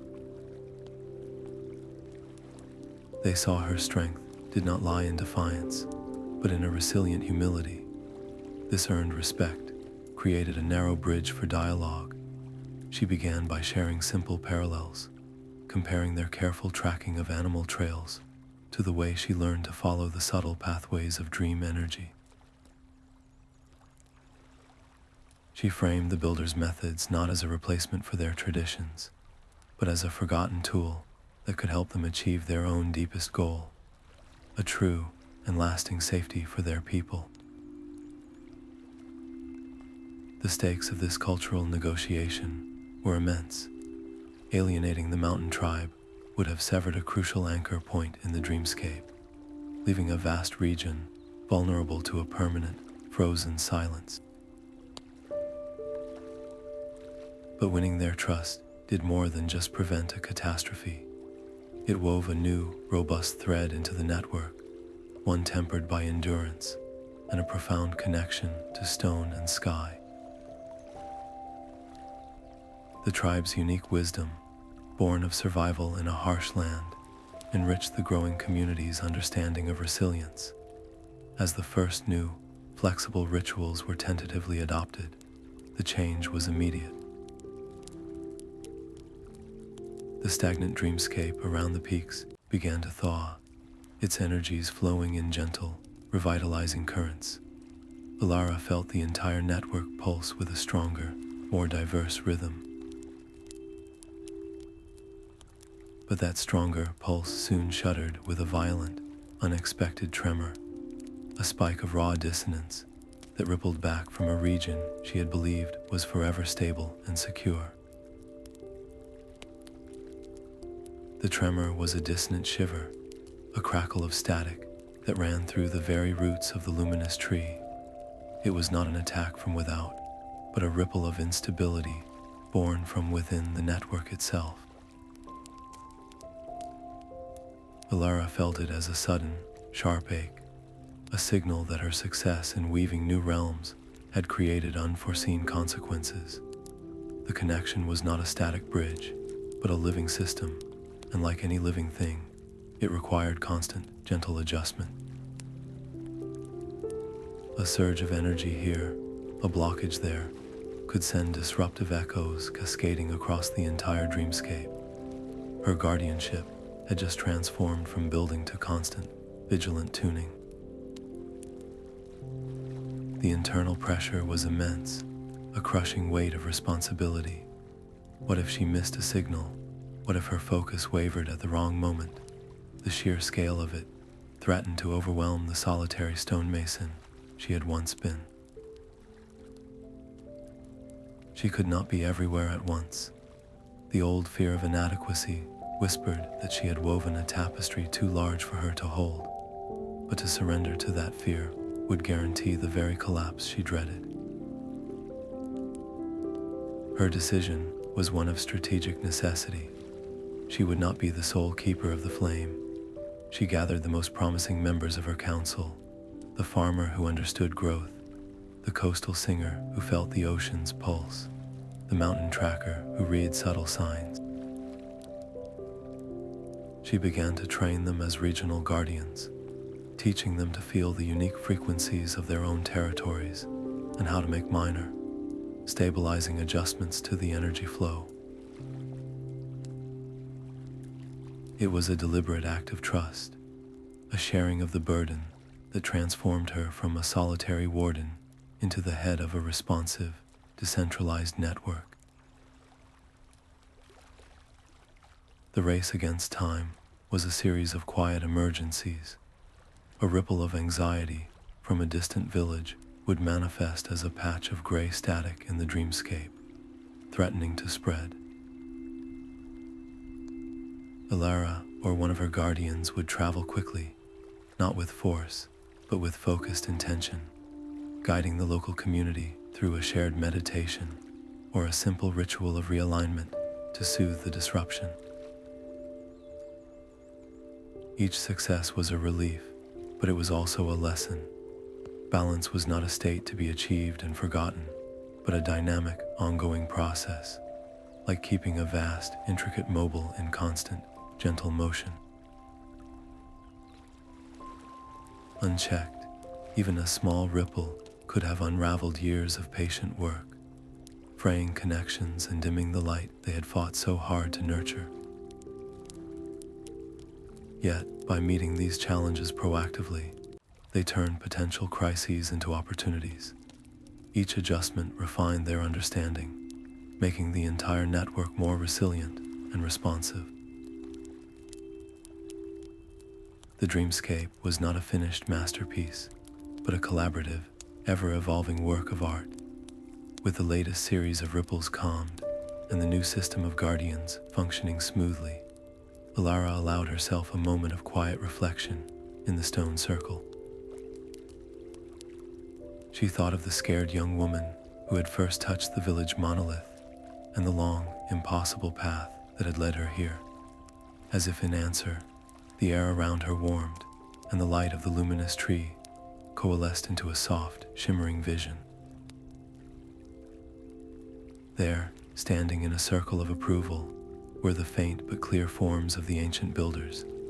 Their faces, especially Alaric's, were turned toward her, and for the first time, she saw them not with sorrow or weariness, but with gentle, unwavering smiles. It was a silent acknowledgement, a passing of the torch not of duty, but of mastery. The vision settled over Alara, not as a dream, but as a living truth. She saw the inland farmers, the coastal singers, and the mountain trackers no longer as separate communities, but as distinct threads in a single, luminous tapestry. Their collective calm radiated outward, a resonant frequency that strengthened the dreamscape into a vibrant, self-sustaining whole. It was a glimpse of a world healed, a blueprint for a future where humanity did not merely visit the dreamscape, but lived in symbiotic harmony with it. This became the new, guiding star for her council, a compelling reason to look beyond their established connections toward the isolated cultures whose own ancient threads had yet to be woven back into the grand design. Yet the radiant clarity of the vision stood in stark contrast to the gritty reality of the work. How do you explain the concept of a shared dream to people who have no word for it in their language? How do you transport the essence of a mountain ritual across a scorching desert or a trackless ocean? The sheer logistics of outreach created constant friction. Messengers got lost, translations failed, and the council's own energy was stretched thin, divided between maintaining the existing network and building new, uncertain bridges. The ideal of universal unity was constantly tested by the slow, frustrating pace of practical effort. In the face of these challenges, Alara made a pivotal decision. She would not let the difficulty of the task diminish the scale of the goal. She committed their resources to a long-term campaign of outreach and education, prioritizing the patient building of understanding over swift but shallow alliances.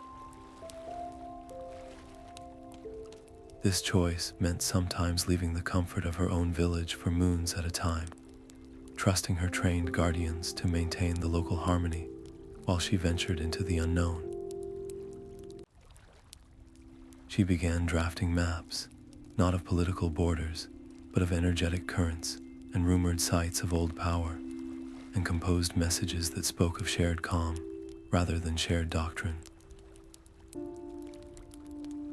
The stakes of this endeavor could not be higher. A fragmented approach, where each community tended only its own small plot of the dreamscape, would leave the whole system vulnerable. A single major rupture in an unconnected region could send shockwaves that destabilized everything they had built. But success, the gradual weaving of all these disparate threads, promised a resilience that was nearly eternal, a world where the dreamscape's peace could become a permanent feature of human existence, a legacy for all future generations. With a renewed resolve that quieted the whispers of doubt, Alara rolled out her first new map, the blank spaces on the parchment not representing emptiness, but potential, each one a silent call waiting for an answer. The first principles were etched not in stone, but in shared experience.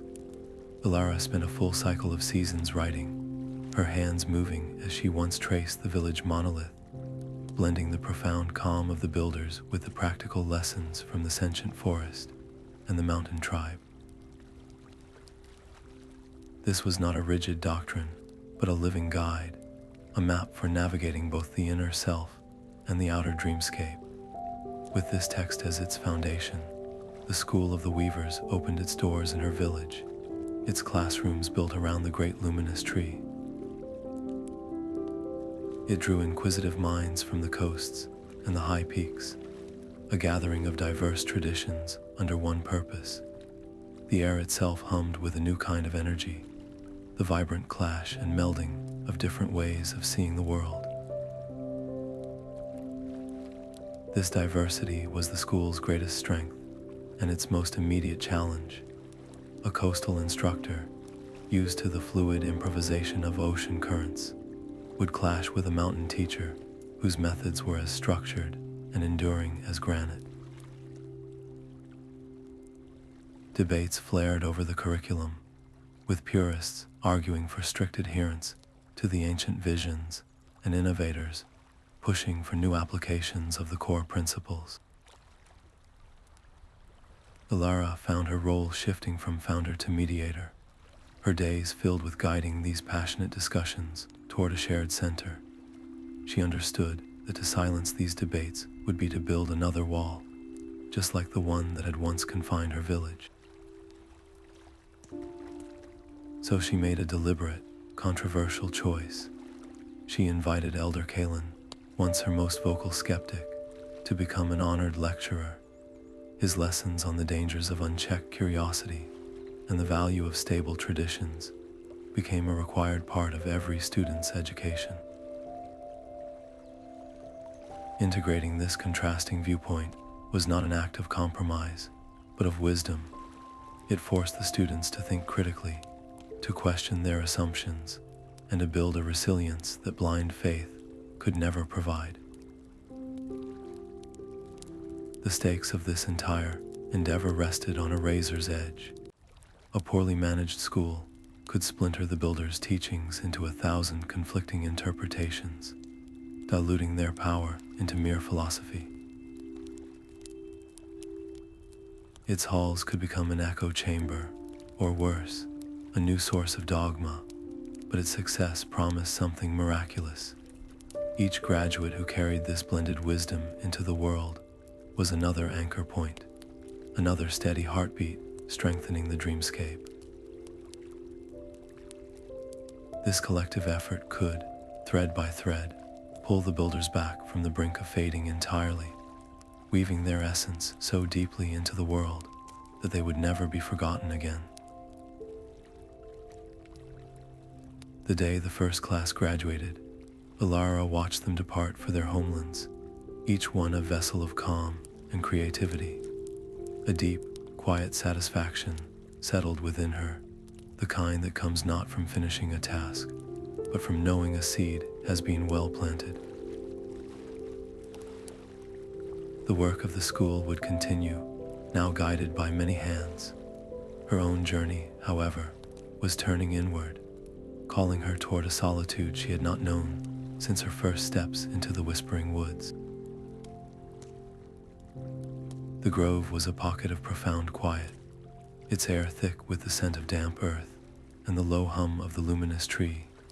Here, Ilara sat alone, her hands resting on her knees, and for the first time in what felt like an age, she allowed herself to simply remember. She revisited the fear of her exile, the exhaustion after crossing the chasm, the crushing weight of the builder's sorrow, but she also felt again the perfect balance of the stones in her hands, the resonant chord in the garden of Orbs, and the moment the dream engine first pulsed with new life. She was no longer the girl who had fled her village, driven by a desperate curiosity. She had become a bridge, a weaver, a guardian of something far greater than herself. This quiet acknowledgement did not bring pride, but a deep and settled peace, a clarity that her greatest work was shifting from doing to being. The constant pressure to manage, to travel, to solve every new ripple in the network had become a weight that threatened the very calm she was meant to embody. Could she truly trust the intricate system she had built to others? The question was a final, internal echo of the bridge over the chasm, a test of faith, not in a path of light, but in the people who now walked it. Her decision felt less like a choice and more like a natural exhale. She would step back from the daily operations of the council and the school. Her new role would be that of a mentor, a quiet advisor available for guidance, but not a commander directing every action. It was a conscious surrender of control, a belief that the principles she had carried were now strong enough to live and breathe in the hands of others. To cling to power would be to build another cage, this one of her own making, stifling the innovation and unique strengths of the new guardians. But to let go was to ensure the movement's true sustainability, to watch it grow in ways she might not have imagined, and to secure her own emotional well-being for the long, quiet work of contemplation that still lay ahead. As this resolution settled within her, a familiar warmth bloomed in her chest.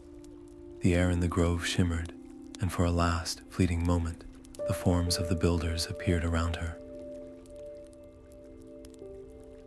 There was no sorrow in their translucent faces, only a profound and gentle gratitude. They did not speak, but their message was clear, a final release of the burden they had placed upon her. Their eternity was no longer a fragile dream in a hidden mountain, but a living, breathing force woven into the world through her courage and her ultimate act of trust. Then, like mist in morning sun, their presence faded, not into nothingness, but into the vibrant fabric of the dreamscape itself, their rest finally earned. A deep, resonant tremor began in the very heart of the dreamscape. It was not the familiar ripple of a distant anxiety, but a primal roar, a geyser of ancient fear erupting from a forgotten wound.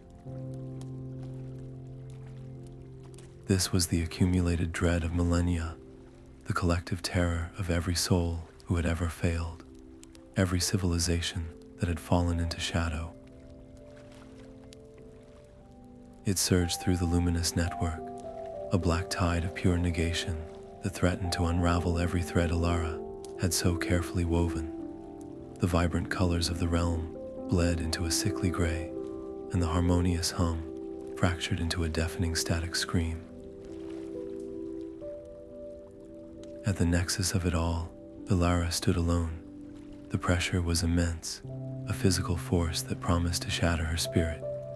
The old instinct to build a wall, to fight back with all her strength, screamed within her. But the memory of the sentient forest was her first and most vital teacher. To resist this chaos would only feed it, giving form to the very destruction it sought. She remembered the echoes of doubt and how she had transformed them not with denial, but with shared understanding. She drew upon the mountain tribe's endurance, the coastal singer's fluid acceptance, and the farmer's patient trust in growth. In that critical moment, she made a choice that defied every human impulse. She did not raise a shield. Instead, she opened her arms and her heart, inviting the storm inside. She became a vessel, allowing the torrent of ancient fear to flow through her. It was an agony of empathy, a feeling of every lost hope and broken dream across the ages. She felt the builder's own moment of despair as they faded, the villager's terror of the unknown, the crushing weight of all the worlds yet unmended. She did not fight the pain, but acknowledged it, honored its source, and understood its grief. Then she began to channel it. Focusing every ounce of her will, she did not push the fear away, but filtered it through the collective serenity of the united communities. She visualized the steadfast calm of the inland farmers, the rhythmic peace of the ocean singers, the quiet strength of the mountain guardians. She wove their collective tranquility into the raging current, transmuting the raw terror note by painful note. It was not a battle, but the most profound act of alchemy, turning leaden despair into golden hope. The black tide did not recede, it transformed. Where there was screaming static, a new chord emerged, one of resilience and memory. Where there was gray emptiness, vibrant color bloomed, deeper and more rich than before. The surge of fear dissolved not into nothingness, but into a wave of pure, creative light that washed through the entire dreamscape. This light did not just repair, it fortified, weaving itself permanently into the fabric of the realms, making them more resilient than they had ever been. In that climactic moment, Ilara was not a warrior or a queen. She was a bridge, a humble conduit whose greatest courage was her unwavering tranquility. Her essence was revealed not in conquest, but in compassionate absorption. The dreamscape did not simply survive, it was reborn, its foundations secured for eternity. The builder's dreams were now unbreakable, not because they were hidden away, but because they had been tempered in the heart of a mortal who chose to feel everything, and in doing so, saved it all. The garden was a living tapestry of peace. Ilara watched from her quiet bench as children from the inland farms and coastal tribes played a game of chase beneath the luminous tree, their delighted laughter weaving seamlessly with the realm's gentle, underlying hum. There were no grand monuments to the builders, no towering statues carved in their honor. Their true legacy lived in the potter's hands as she shaped a vessel with a quiet song, in the farmer's patient breath as he greeted the dawn, and in the way former skeptics now gathered in the stone circle, not out of obligation, but for the shared comfort of collective calm. Her own long and winding journey had transformed from a solitary, desperate quest into a quiet, enduring inspiration, a story told not to command, but to remind. A profound contentment settled within her, as deep and steady as the ancient roots beneath her feet.